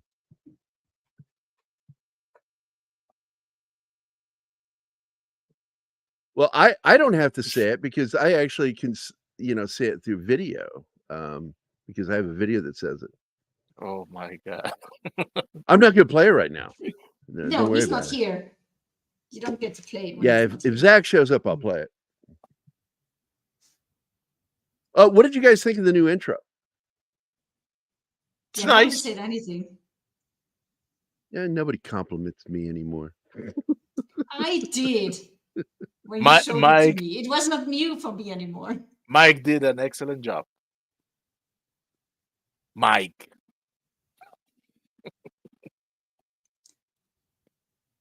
Oh, this is for you, Martin. Wakaremaska? Where? You're an unpleasant little bugger, aren't you? Hi. I love that one. By the way, show is video. If you're not watching the new show, you're missing cinematic television in a way that just blew me away. There he is. Speak of the devil. Sorry. I won't want that. I won't watch Shogun because there are no Latin men in there. Yeah, there are. What are you talking about? The only white guys other than John Blackthorne are Latin. They're not. They're neither Venezuelan nor Mexican. You failed. I think you realized it. There you go, Kyle. Oh man,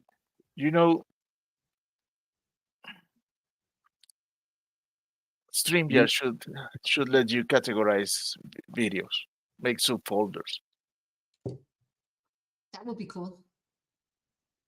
Yeah, this is Martin. What about you, Rodriguez? You got anything to say? Yes, sir, but it's very difficult, sir, and I don't think you'll understand. Well, try me. Let me hear.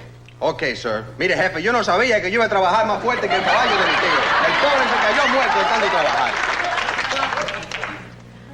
I'm gonna put you on a pickup truck, send you back home for the annual banana festival. And if that don't work, I'm gonna shoot your donkey. There you go. Did he shoot his donkey? We never knew. Martin's donkey is no longer in existence. I have never owned a donkey. Just stick to that story. Yeah, I know. Richard Chamberlain pretending not to be gay. It's called acting. Hey, if Richard Harris could pretend to be British, Richard Chamberlain could pretend to be gay.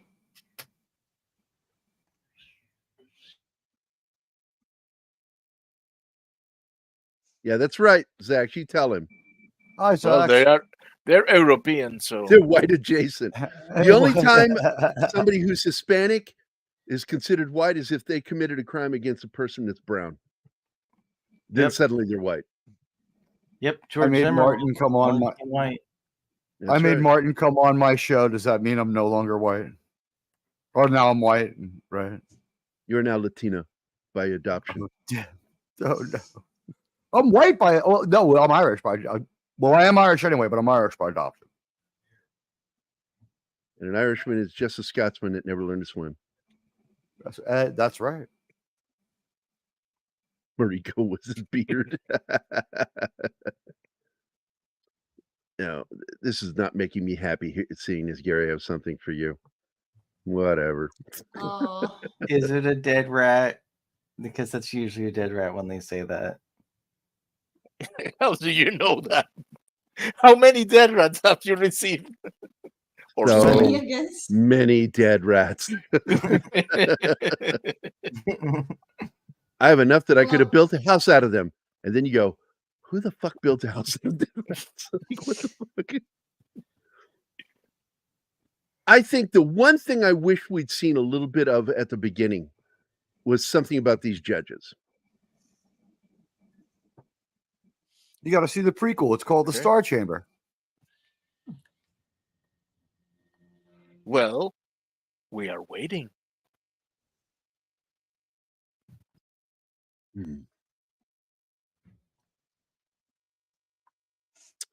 Portuguese have Europe transatlantic navigation and gets none of the blame. It's because they stopped and picked up black people on the way to Japan as a way to cover for their lack of diversity on the ship. So people were okay with them. They blamed it on the Spanish. I think we would be better top left, so not to cover the subtitles. Can you just let me do what I'm doing? No. You remind me of my clients when they're like, are you going to draw in that satchel? My job, I fucking get to it. My job is to annoy and nag. So I annoy. This is one of the reasons why I used to tell people that I was okay if they watched me while I work. What I didn't like is when they would comment while I was working. And that's when I realized I will not let people watch me draw. It's why I haven't really done live drawing sessions of me working, because nothing annoys me more when somebody asks me a stupid question while I'm doing something. Quickly.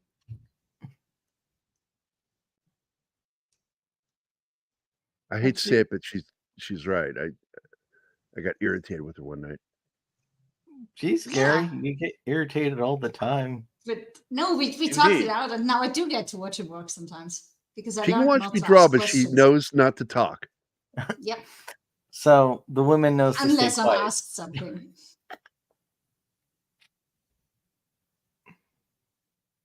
She almost looks like a version of the Joker right there. I don't know. She does a great job, especially like that. It's just her. There's being no criminal weak performance mastermind. in this film. I agree. She's fantastic. Yeah. Oh, this means war. What? Wait. What is it? What is it? Oh, You, Karl. Oh, okay. This is a hate. That now means war. Time. You have crossed the line, sir. I wish to duel you, or shoot you, then duel you. I'll give you anything. Give me back my father, you son of a bitch. What movie was that? Oh, Princess Bride. I wish to kill the man who says Latinx. Wrecking Crew, Martin, is the answer to your question. Okay. Good to know. That's the only place I added him. Okay. If you want to, you can add him to this. Do we have a Saturday group? Yes. Well, I thought it'd be a good place to add him as the Wrecking Crew. Yes, we have a Saturday. Saturday and another one for TGIF. Okay. I don't know if I can add. Hold if on. I can do it. Where is it? And Okay, here we go. I've got. Shut up. Just shut up. I won't be silenced. You shut your face. Bush, what are you sending to me? Food porn or a dead rat? Well, it's Bush, so it's going to be food porn. It's food porn. Yeah. It's always food porn with Bush. Don't call Loki an asshole. He keeps jumping on me without a He's warning. a cat. He's an asshole. Yes. Yeah, Loki the cat is still cooler than Loki the He's MCU a little character. angel. Well, Satan was an angel too. Before he fell. Ooh. Lucy. It's a food rat. I'm getting less and less curious about this. Well, rats are their food. You've got that one backwards, Bush. Andy Morrow, Loki looks exactly like Puss in Boots.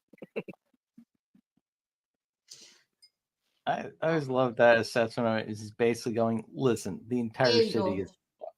Tell me he's not an asshole. Not even letting me do a show without insisting. Oh, on look being at that, baby.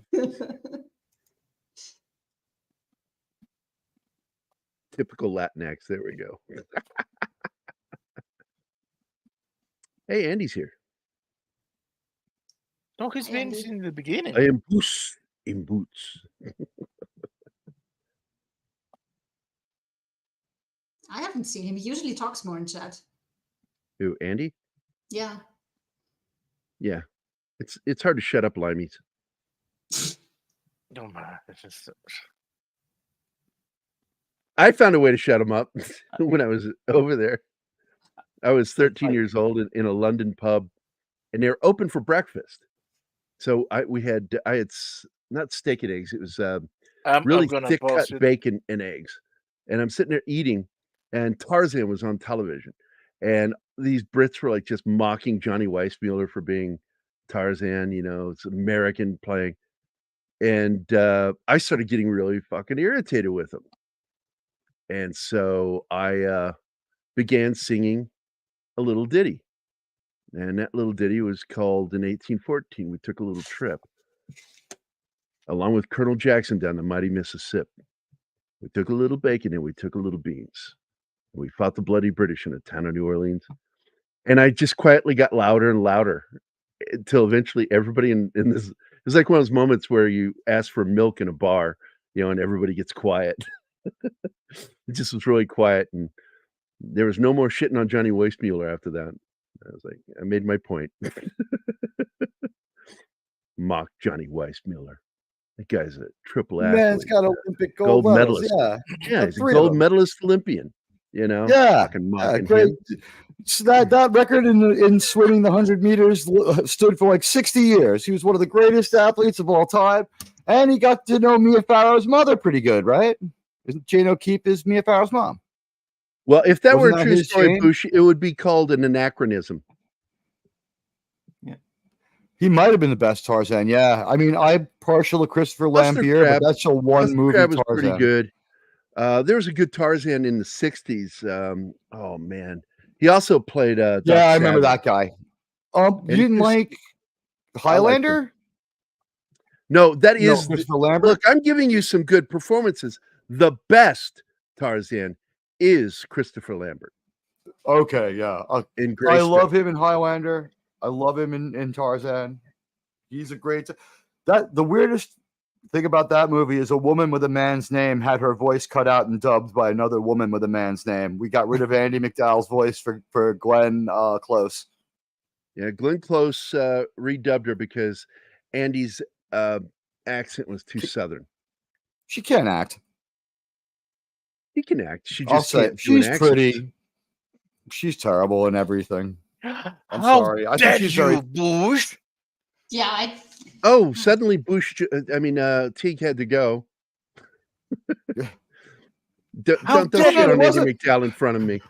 I just want to say, Sean Young's career suffered because of Andy McDowell. There, I found a safe way to do it. I like her in that Bruce Willis movie where she's a nun. She's great in that movie. Fucking funny when she starts talking like a dolphin. Oh my god. Yeah. She could do comedy right away. It took her a longer time. She was to do drama. fantastic in Groundhog Day. She's good with comedy. It's her best thing. But go ahead. The best. When he gets shot movies. through the brick, yeah. Look, I'm trying to give you something here. Hudson Hawk was really good. She's great in Michael. She was what was that other film I really liked her in? I actually like her in Greystoke.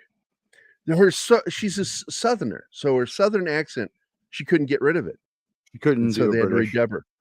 And she was great in Thelma and Louise, and The Long Kiss Goodnight. Where is that? No, it was older than that. There's a movie she did where her husband disappears in South America. And oh my God. Oh, and she's great in Cuckoo, the TV series. Again, she's great in comedy. Hey, Radioactive. Hello. She's good in comedy. I think a lot of times she got confused with who am I thinking of? A lot of times Annie McDowell would get confused with Gina Davis because they kind of looked alike. What? And they had similar. They kind of do look alike. No. In the 80s, they both had big hair. No. They both had, she's great in Four Weddings and a Funeral. I love that fucking movie. Oh, yeah, that was a good one. There's a movie she did. It was a thriller that came out in the 90s, as I recall. I'm looking for it right now. Oh, she's great in Lone Star. What a great flick. No, it's not the sequel to Spaceballs. I was going to ask. I love this field dressing scene. It's just like, it's almost Sam Raimi-ish, where it's just cut to individual pieces. You always need your self-repair scene to make your badass hero that much more badass. It reminds me of the Predator healing scene. Right. Or even the Terminator. Yep. I'm not sure though if it was needed for him to get shot. Yeah, I think it was to give it the lowest point possible, in that he's out of ammo, he's been shot injury, he's just about to get killed. Yeah, it reminds you that he's not invincible per se. He's still can die. So it adds stakes to the movie. I like the scene though when he's about to be shot and he tells the corrupt judge, wait. And he goes on a monologue, wait for what, blah, blah, blah, blah. And then she just shoots him from behind, and Dredd says, for her to shoot you. I like By the way, that's Bush, the way you do that cliche, because he has clear advantage and there's nothing that he sees that he could do against him. It makes sense to gloat then. What I don't like in movies is when the hero obviously could still do something and then they're gloating.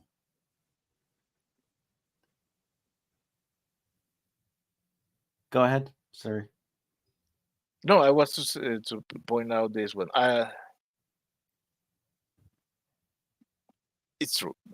That's the Tarzan howling that I Miles O'Keefe. Did you watch the Richard 70s Harris show? Dark Tarzan? The 70s, was it a late 60s show or a 70s show with the blondish Tarzan, right? Yes, that one. And Cheetah, the ape. I remember that one, yeah.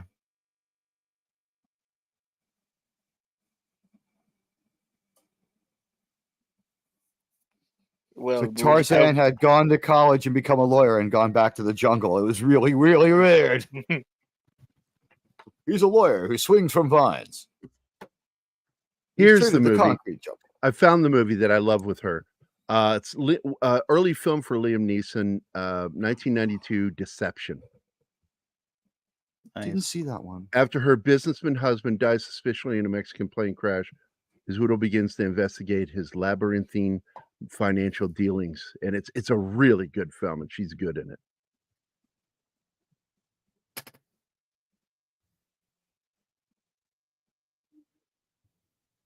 Wait, what was this? Her holding the reins of moral decision making is a great narrative climax. Yes, I agree.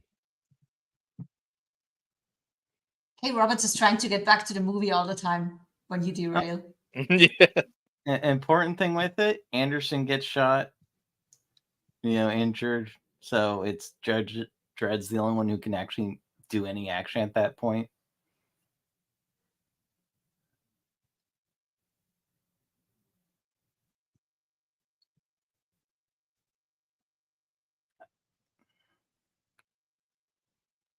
Also, that's the only time they meet is when he's about to kill her. No, they do kind of meet briefly during the machine gun scene. I wouldn't call that meet. They are on opposite sides of the building, but they're in the same shot. They're not really meeting. During all the movie, she only sees him on monitors. Well, no, as Shinaski said, she sees him throwing her main minion. You bring up that name with Peter North, and I've always made the joke. I wonder how many women have drowned because of him. Oh. Ridiculous amount. It's just like, is it gonna stop? I've never seen that one. I like porn parodies. They crack me up. Especially Captain Marvel. The Star Wars sequels one was really good. The silly white girl stranded in the jungle is enthralled by Tarzan. And he's like, I don't know.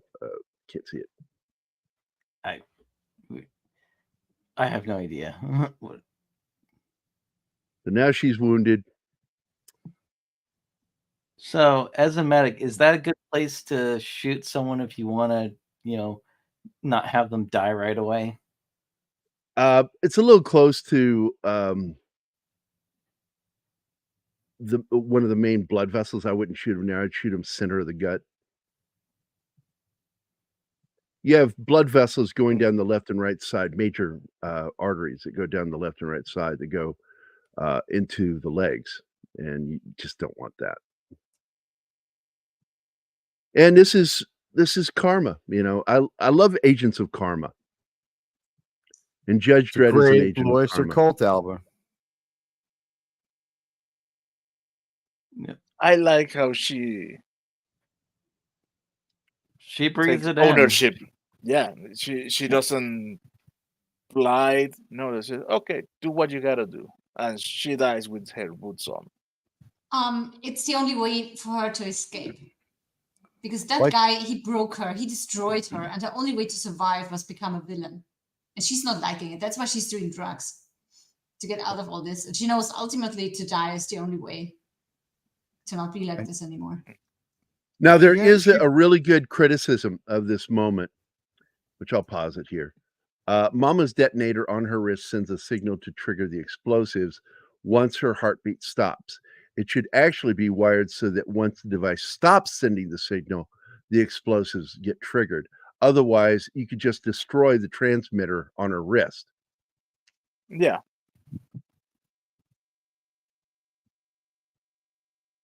And that is it. That as long as her heart is beating, the bomb won't go off. And it's just kind of weird when you stop and think about it, that the minute it goes out of range, the bomb should read that as her heart stopped. It shouldn't require a signal saying that the heart stopped. So yeah, it's a little bit of a in the writing there. But it's the only thing. The rest of the writing is brilliant. Well, yeah. You can make the argument it's so far down the list that it's something that she didn't, she was like, this is in case shit goes absolutely bad, but she wasn't planning on actually using it, but now she has to. And of course, this is one of the gruesomest deaths because we see from the floor's POV, her face split open. Yeah. Oh, the other thing with this, right there. If you speed it up, there's actual words being said. And the last one's "Save Me." The song that's playing. You know what? We should make the whole show of you singing that song. That sounded great.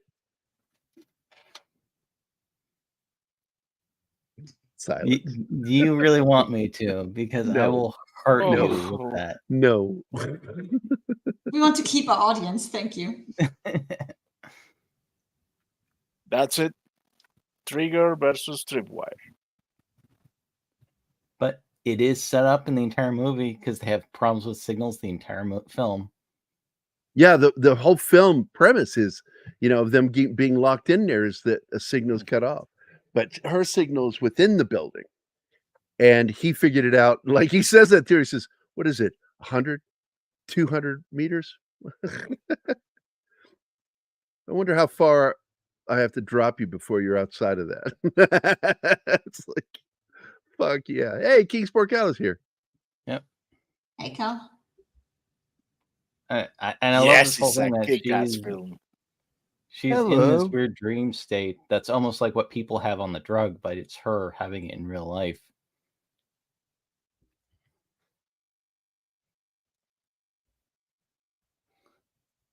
Yeah, it's like waking up from a dream at this point.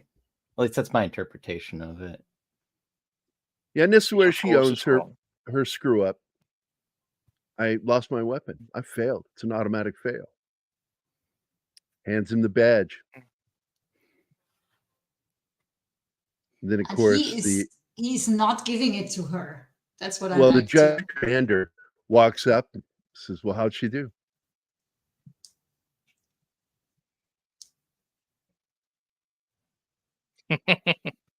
Yes. Yeah, to me, this is the point where like he's still looking and then sees her. Nah, he made his mind when she told her that she knew she was failed. Yes, exactly. That's when he made his mind. It went all the way to the last second with her. Yeah. Yeah, I put that he's debating like it's on the edge, and that last little moment, because it's important, because it's the last action she does before he makes his call.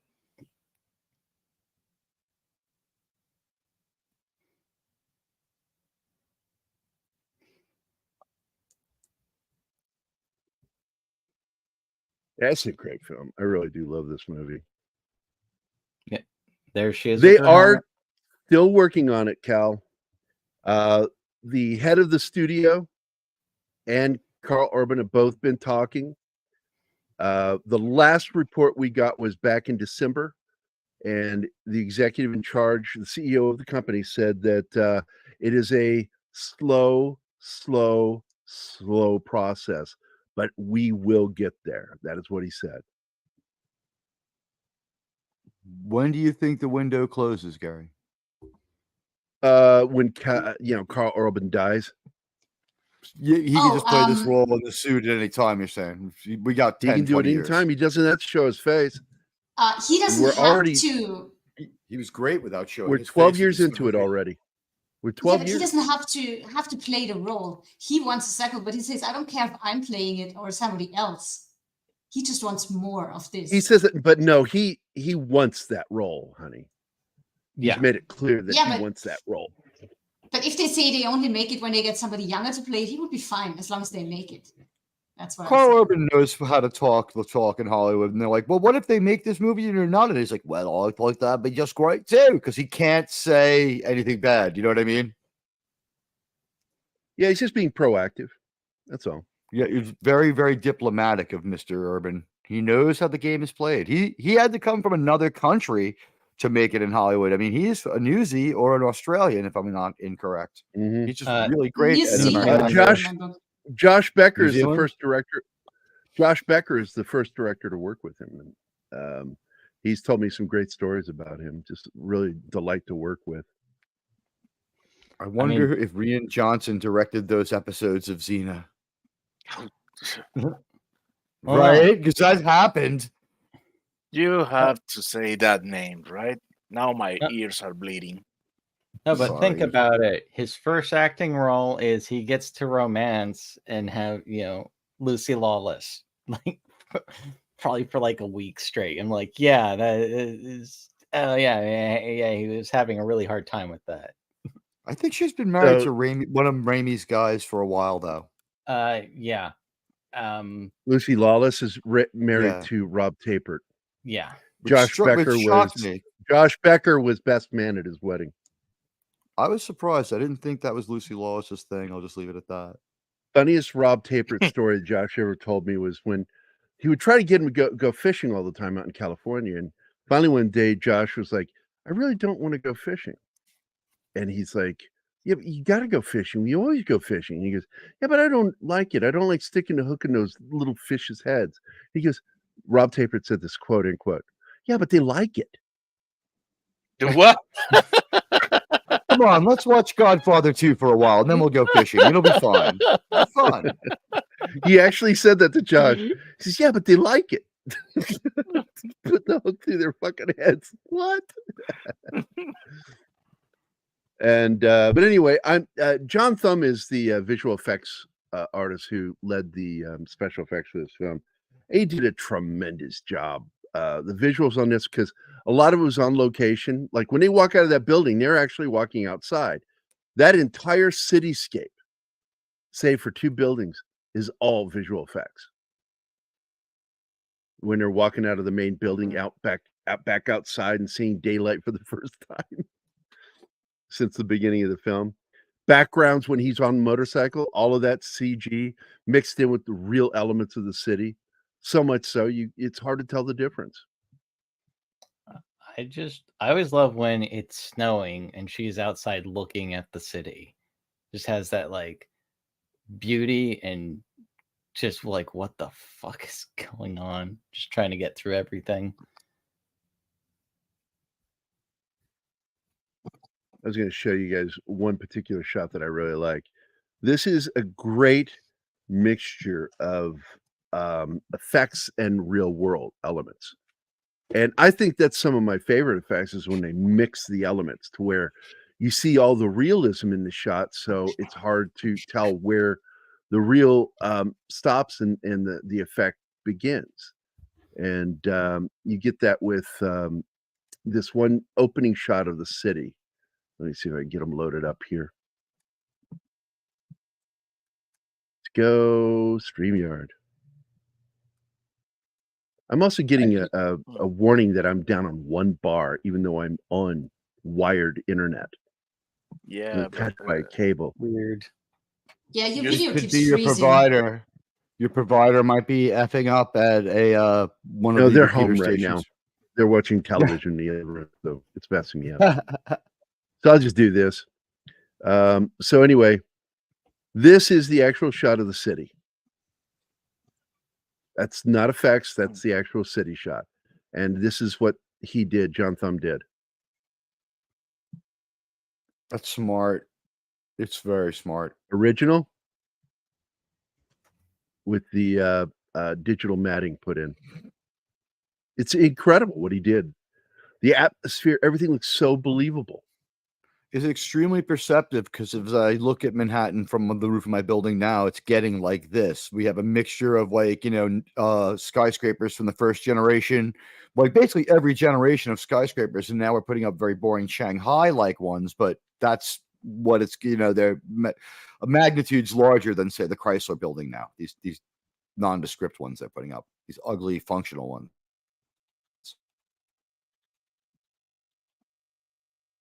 Yeah, it's LA. Yeah, that's LA. I don't like Bush is like saying it like we couldn't figure that out. Oh yeah, no, I think had some idiot. I had an idiot get into an argument with me. Right? Said, because I was saying 2049 lacks the DNA to be a true sequel to Blade Runner because it doesn't feel like it's the same city. They said, yeah, but It's LA not. changed in those 20, 30 years, 40 years. And I went, look, man, if you could drive the streets of Los Angeles in the 1960s, you could drive it in the 1990s and get your fucking way around. Don't give me that bullshit. Can I ask LA you a question never about Blade Runner? changes. Can I ask you a Blade Yeah, Runner sure. question? Really? I mean, I'm asking the right guy. The time frame of the book is like 24 to 36 hours. The movie close to the same, right? Isn't it You're talking about just the original possible- film. Right, both the original film and the source novel Electric Sheep. We're talking a 24 to 36 hour time frame. Harrison Ford's character blacks out for a little while, doesn't really sleep. Do you think that maybe that storm just never cleared away from the city, and that it does look like 2049 the rest of the time? That was okay. That was part of That's World what I War wondered. Terminus. World War Terminus left a lasting storm that never ends. So the city is In the constantly, movie. it's constantly, Okay. the sun is blocked out. So it's almost in the like a book- perpetual night. The Blade Runner 2049 aesthetic of what he's seeing outside is much closer to the book, because we have the blowing red dust that we know came from A.G. Farby in West Germany and all that other great stuff from Do Androids Dream of Electric Sheep. So, that was a totally different problem for the people in the book. They had the blowing radioactive dust and had to buy cod pieces. Yeah, and well, there's German words used in the book, Do Androids Dream of Right. Electric Sheep, that are put in there. Also, there's a word that's not used in the movie, but you do get to see it in the sequel, which is Kippel. Kippel is just all the runoff from the city, garbage, junk, everything, and it's on the outskirts of the city, and it's piled up, quarter of a mile high. Shit's just fucking tall, and it's you actually get to see it in Blade Runner 2049. But I still don't consider it a true sequel because it's missing so much of Blade Runner. It still doesn't feel like it's the same city. And but another word I was trying to get at this, ersatz, is something that Philip K. Dick liked the use of the word, because that's the cigarettes they smoke. They smoke ersatz cigarettes, and they That makes kind so of much have it in the sense. movie. They have it in the movie Blade Runner, even though they don't call it that. It is something that they were cognizant of when they made the film. Is that the cigarette she's smoking, because tobacco is dead. There's no Right. real tobacco. This is It's synthetic like the tobacco. movie The Road. The biosphere has been destroyed by something. In this one, we have World War Terminus. In The Road, they just don't tell us. It's not mentioned in the film, but it's mentioned in the book, and it's clearly what happened with the film too. I dislike the fact that in the sequel they made it out to be global warming, and I'm just oh Jesus fucking Christ! Did they? They must have said that quick, but I hated that long, boring movie. That you didn't hear them talk end, about but it in the stopped. behind the scenes. They talk about it in the behind the scenes, and it's just really fucking stupid. Get away I from don't that like shit. Danny I don't care for Danny Villeneuve and his extortion style of filmmaking, where the movie drops and like week two, when the box office usually goes down anyway, he lets go something that he thinks is going to make people want to see the movie, but actually turns us off. He did it with Dune 2, and with the Blade Runner movie, it was like people like, there's a lot of story threads that don't get finished up here, and he's like, well, if this movie makes X amount of money, I will make the sequel. Otherwise, people haven't earned it. And it's like, well, wow, I'm glad I saw this movie already, or I wouldn't, because that was insulting. Yeah, I just I liked him, and now I've just decided I'm done with Denny Villeneuve. Fuck that guy. Did he change Dune too much for you, or did you feel he? Yes. Yeah, he did the one sin, fetus thing. the single We're about most to start important. spoiling people. The single most important thing is Chani. Her relationship with Paul. That's it. That's all that's important. He took it You're away. saying the And it's fetus like, didn't get that across, right? Because isn't that communicating with the fetus, right? yeah. Here's another shot from the film that I really like what he does here. This is just amazing digital matting. I just love this. It's smart. Nice. Look at that shit. He even It has a changes tactility. the banner, billboard. Yeah. The real, and then what he does in the film. This is fucking beautiful film work. The effects in this film are really well done. Yep. I love the digital matting, man. Good stuff. But Blade Runner 2049 and Dune are just forgettable films now. And don't get me wrong, I'll say go see the movie, because it's something else. The acting is amazing. The effects are beautiful. The same thing with 2049. It's a beautiful film to watch. It's not Blade Runner to me. No, the it's the Phil K. only time it Dickish, but it's felt not like Blade Blade Runner. Runner was in Kay's kitchen. That's Are the you only talking time about? it felt like a Blade Runner scene or set. You're What's talking about when that he's deleted scene? communicating with, when he talks to Joy, or are you talking about when him and Joy do the weird No, thing when with he's in the the other chick? kitchen, the overall look, because you know, people don't understand when I'm saying this. There's a look that Blade Runner has. He didn't use it. He left what Ridley Scott created behind. Now, the only reason why Denis Villeneuve ended up directing was because Ridley pissed Harrison Ford off. They started that argument again. Was Deckard a replicant? And Harrison Ford said, if you're going to start this shit again, I'm out of here.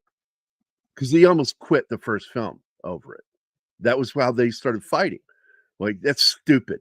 That is stupid to have him as a replicant. Because the audience needs someone that they care about and want to root for. And if you turn my character into a replicant, you remove it. And it was something that I got to agree with him. You know, Ford isn't always right, but when he is, it's Blade Runner. They've never worked together again, and it's arguably the most successful and notable Ridley Scott movie, really. Even though it The most flopped in the talked about. theater, it is Yeah, actually well, financially one of the most successful films in history because of it, what it made after home cinema. videos and, yeah. Home video, it just made those men very fucking rich. Yeah. It is. War It is Monkey's a here. little What's bit. up, buddy? It is a little bit upsetting to me that people will say that, you know, judge it just on the final cut, because you have to say in context. This man had 8 beta screenings to check out this movie before he said, okay, this is finally done. You know, this is like the 2023 director's cut of Star Trek: The Motion Picture. He had 7 or 8 bites at the apple before he said, okay, this is my story. I do think it does show a level of, what's the word, indecision, or don't get me wrong, I create stuff too. And there is that temptation of like, oh, I could have done that better. But, you know, once you've submitted it out there, it's out there. And what you do is you just try to improve on the next thing you do. But it's terrible for an artist if you just keep going back to the same well. Yeah. Now, I wanted to point something else to you guys, because if you didn't catch it, in this scene, do you see the billboard? Yes. Yes. Does it say Joe Soap? Soap? Joe Soap is a fictional character from the same British publisher. He was a private detective in that universe. Oh, that's great. Yeah, just a little nod to another comic. I thought that was nifty. You know, the way that the guy put the matte paintings on, I'm so glad that you showed us that, because, you know, having the original city there and then just building the other city around it, that's real. That's every city. And it gave it a tactility. It didn't look artificial. It didn't look like this amazing set. It looked like really real, like unquestionably real. That was my problem with 2049 is, well, it felt too clean. Well, yeah, it's like it was weird. Also, making a different police station, I thought was a bad idea, because we still use the same police stations 40 years later in Los Angeles. They should have done something closer. They should have kept it in there, so you have that DNA that connects it visually. But Denny is just like, it's good to be my movie. I'm going to make it mine. I'm a French Canadian, and which means I could speak French and then pretentious just like a frog, but I'm a full frog. It's a creative mistake, because the problem is that he wants the prestige of making a sequel to Blade Runner, but he also wants to put his entire stamp on it, so it's just his genius. I'm like, pick one. There you go. You nailed it. That's how I felt sitting there watching it. It was like, at the same time, like in the middle of the movie, when I didn't know it was going to just fail to have an ending and just stop, I was like, if this wasn't Blade Runner, because there is no source novel, he is doing the best job of making a Philip K. Dick-like world. But there wasn't anything good going on in it. It was just a very believable world of Philip K. Dick, if anyone knows what I mean. The best thing about that film is Agent K. Ryan Gosling's performance as K is the best part. His character arc is one of the best things in the film. And whether he is dead at the end, because I debate that. I'm like, well, it's not necessary. Jumpstart him. He's a robot. Yeah, it's like I just well, he's a biological robot. Yes, he's a replicant. Watch them find a chip in people there. go, well, he's a clone. I said, no, he's not. He's built. They're built. They're put together. Their parts are put together. They're organic parts, but they're still not human, and they're not a clone. But here's another shot I wanted to show you. This is really, again, showing the visual effects by John Thumb in this. This is the actual shot, and that is what was in the film. I don't know if he needed any original there. He just that is completely changed. I guess it was good inspiration. The whole bottom section isn't real. It's only the top part that's changed. That's it.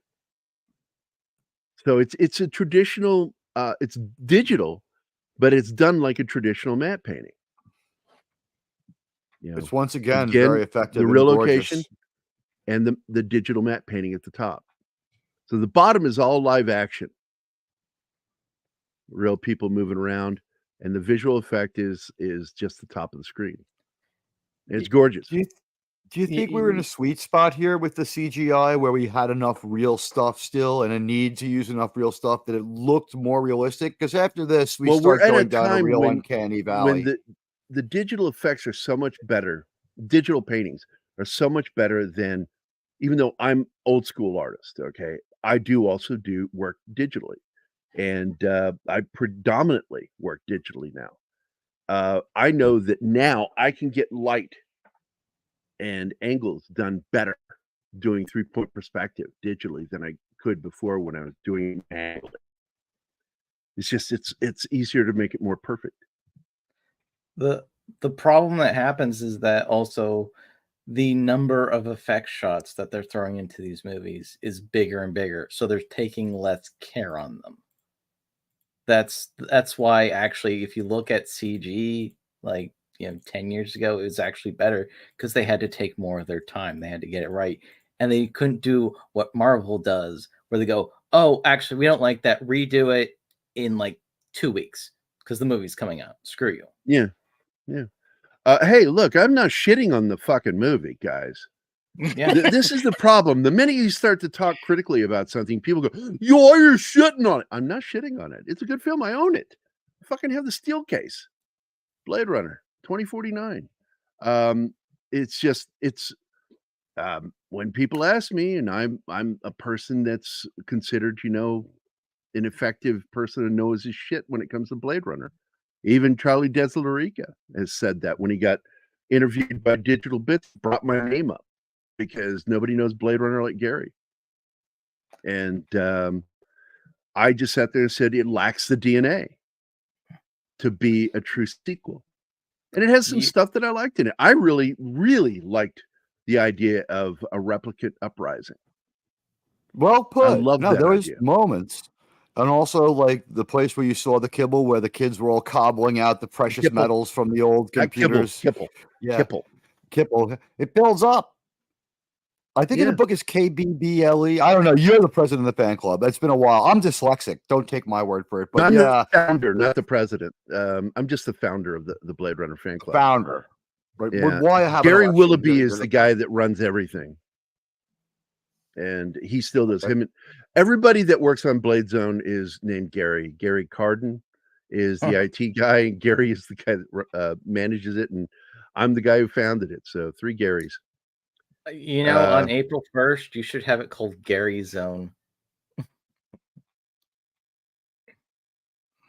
When somebody does that, I know you're just messing around, but my response is, and what have you done?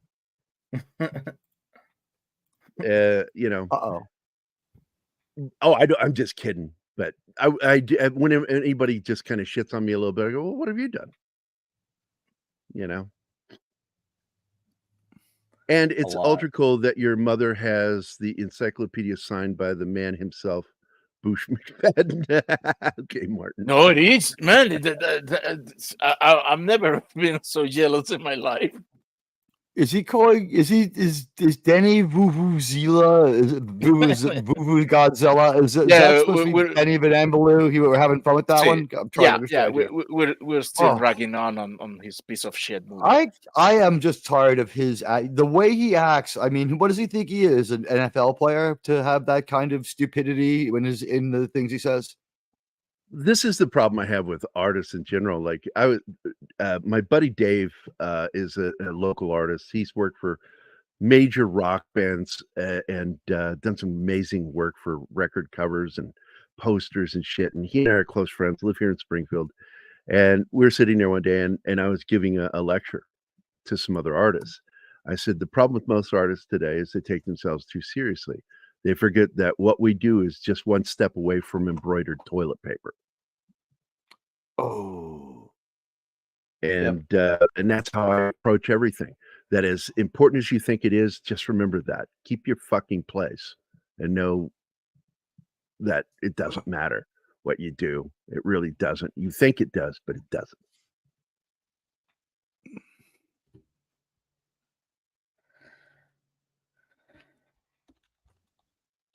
It's not about recognition. If you think I've done things for recognition, you miss the whole point of what I've done with my life. I could give a shit about recognition. The stuff I do, I don't care if people like me either. That's a fact. The stuff I do, it's because there's something I have to deal with one way or another. And it's either, express it or go insane. That's kind of how it is, at least for me.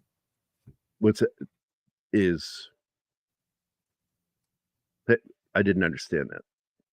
Oh, I said the reason I create and make things is there's something, for lack of a better term, deep inside, and it's either I can put that out in an outlet of making something, or that particular desire, whatnot, just starts festering and I'll go insane.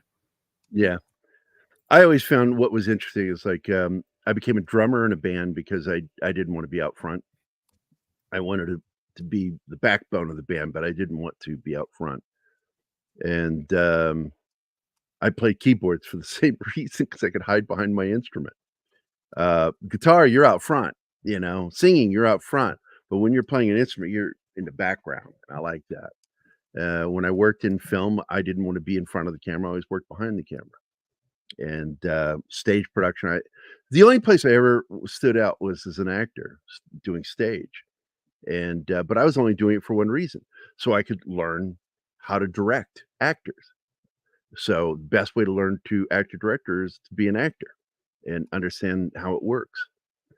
I became such a fan of Blade Runner, I was pissed that the Blade Runner fan club, it said it existed back in the 80s, 1982, didn't exist. It was non-existent. And so I got pissed, and I'm like, well, it needs to exist. And so I created it. And I turned it over to other people. I just walked away from it. Said, here you go. Take it over. But I'm proud that I did it. There's a difference of wanting recognition and being proud of something. I'm just very proud that I created that. I've worked on I think it's important. If you want to learn the process, if you want to understand how things work, it's a good idea to go out there and do it, Cal. I think it's a good idea. Doing acting helps you. Also helped me learn how to communicate better. I learned better speech communication thanks to acting. Yeah, I've worked on video games. I worked on Call of Duty 4. Worked on some anime. One. Yeah. No. You're talking about Fortnite. Fortnite. Oh, look at that. I've done. Yeah. Bush loves you. He's my buddy. I know he's fucking around, but I love Bush. I do. I think he's a great guy. I think everybody here is great, but Bush is my buddy. We talk. He's always messaging me. Andy does too, and so does Tim. Tim's always messaging me. The one that messages me the most is Andy. Man, I love the pictures Andy sent. Yeah, I'm just sitting there. It's like 2:00 in the morning, and I message him back like, "Do you ever fucking sleep? Are you a vampire? Why? What is up with you? You're always awake." Yeah, Daywalker. Speaking of that, I love when it's 12:30 it's past midnight and you message me, Gary, and I just start trying to get to sleep. I'm like, God damn it. Well, I don't often get to my messages until late, like right when I'm laying in bed is when I usually get around to messaging people back. And that's why that happens. I think they left. And if zombies do get in, Louise will protect us with her amazing archery skills. Yeah, but we really don't know how to kill them yet. Maybe they love being shot by arrows. Maybe it's like a deep tissue massage for them. Oh no, isn't there a back door? Should we barricade that? It's sealed and locked. I checked it. Go! Use the back door. I'll stall the crowd. Go, go. Maybe we only need like 3 stink bombs. You better give me the other ones. Okay, I drop these 3 stink bombs, smell up the joint, and slip out the back door. Thanks for holding on to him, Louise. That's weird. I left them right here by the back door. A lot of back doors in Bob's Burger. Bob's back door. And that's where all the backdoor breaches today. Because I don't know if we got to them. So let's see who's all here so we can get out of here.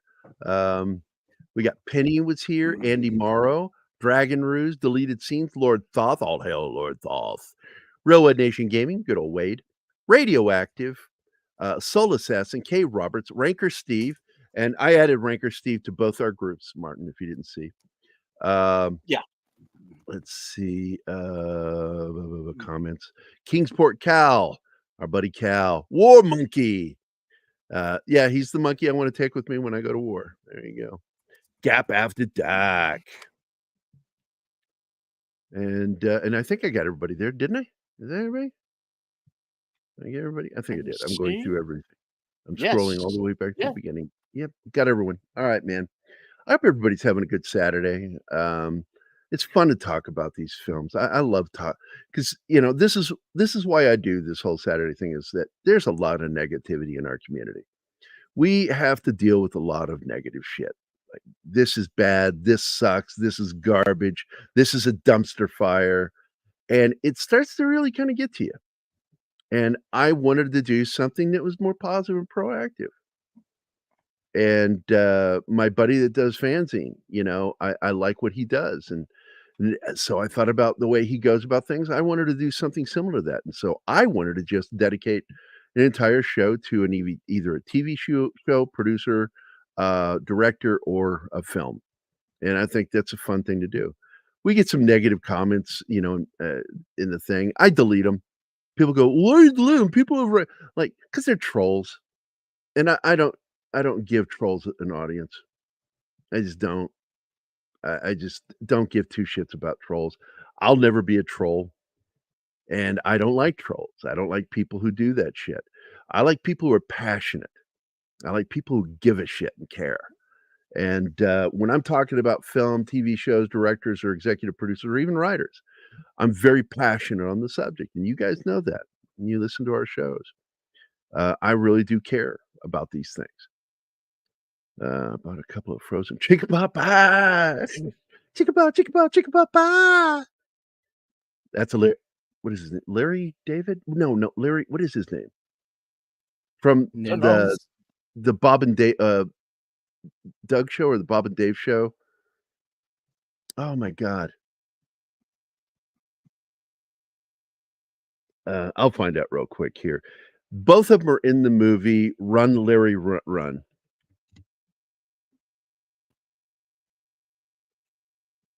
Which is a fun little movie. No, that's not it. Oh, what? Boosh McFadden just has a pretty good rejoinder there. I'm just saying. I don't troll. I never troll. When I insult something, I'll stick around. I won't just make the comment.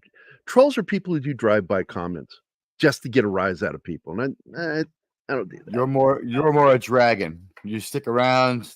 I stick around. I will totally burn something down. I will burn it down. Okay, Bush has the answer. The river might just burn up for you, right? Hey, boss. Bush has the answer you're looking for. It's Mr. Show with the Mr. Show with Bob and David. That's it. Yes. Okay. And that's where it's from, because that guy, David, he was on Just Shoot Me. And he plays one of the main characters' little brother who's supposedly touched in the head. And He go, well, what do you want for lunch? Chicka pie. That fucker made me laugh when he did it. He's so fucking stupid. And then you find out he's faking it, and he admits it to Laura San Giacomo, the star of the show.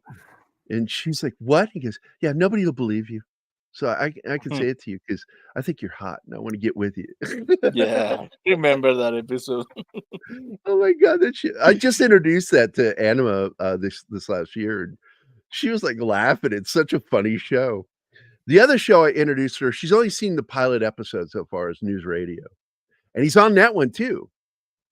He plays Larry's nephew. Not Larry. What is his name? That runs the station, owns the station. I want to say Mr. Carlson, but we know that's not the right radio station. Jimmy James. It's an alliteration. Jimmy James. Jimmy James owns the station. It's his nephew. So he brings him there and tells David to help, show him around. It's fucking. He's always plays somebody that's trying to con you. He's always on a con. But isn't he also like the guy with the stapler problem in Office Space? Isn't that also Jimmy James? Yeah, Same Jimmy actor? James. Yeah, That he's character got in the movie. range. Yeah. He's got range, man. My stapler. I was told I could listen to the Did I radio tell you- very quietly between 10 and 11 a.m. When I worked for TruckNet, I was with them for years. I was their lead artist and head of the animation department for doing animated banners and stuff for online, and made some good money with this company, just great money. And I love that job. And I had a white sling-line stapler that I bought with my own fucking money because I couldn't stand those office staplers, just terrible. So I had mine, and then one day it was missing off my desk. It was after that fucking movie came out. And I was like, okay, look, man. And I was laughing like, I really would like my stapler back. And they're like, your stapler? And they started making fun of me. And I'm like, oh, you motherfuckers. And so I just dropped it because there was just I was not going to get away from this. They were fucking with me, my boss, because I fuck with them all the time. So I was getting a little taste of my own medicine. And I think it was close to about 4 or 5 months went by. And I believed it was my buddy Marshall Devaney that did it. I'm like, that motherfucker. I'm going to get him one day. He took and I'm sitting with Craig, my boss, who, oh God, I miss him. He died in 2019. Fucking love that guy. I'm sitting with him and I started talking about that fucking Marshall. And I bet he's the one that took my stapler too. And Craig sat up and his eyes like lit up and he goes, oh man, I forgot about your stapler. And he gets up and he walks over to the closet and pulls it out of his closet in his office and brings it to me. And I'm like, you took it. He goes, yeah. I thought it was funny. He was a complete fucking dick. Just to let you know, I don't mind being the butt of a joke. I will laugh just the same. I laughed at that. I'm like, you son of a bitch. The safest person to make fun of is always oneself, right?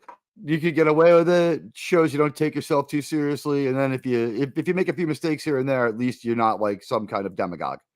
Yeah, the only problem I have is like I don't have an ego problem. What I have is a pride problem.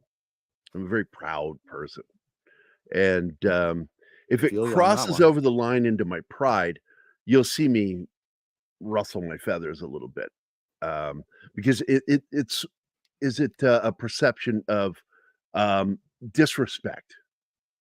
That's it.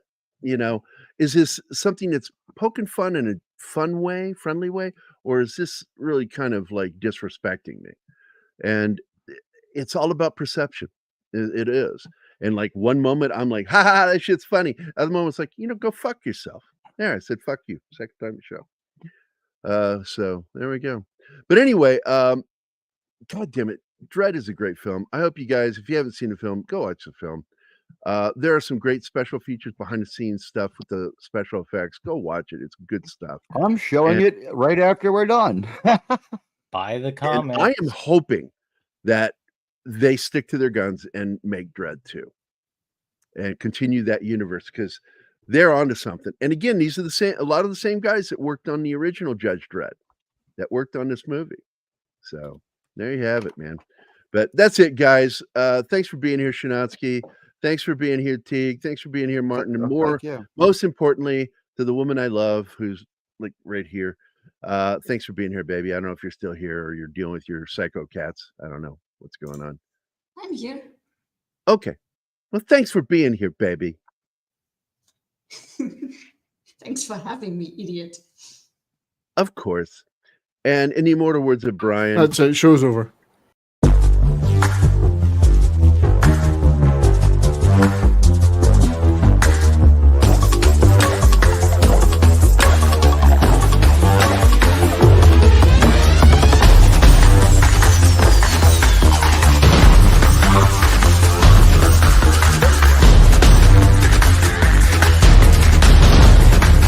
Looks like Eat Dead Cat joined us in the last second. See you guys later. Have a good weekend, everybody.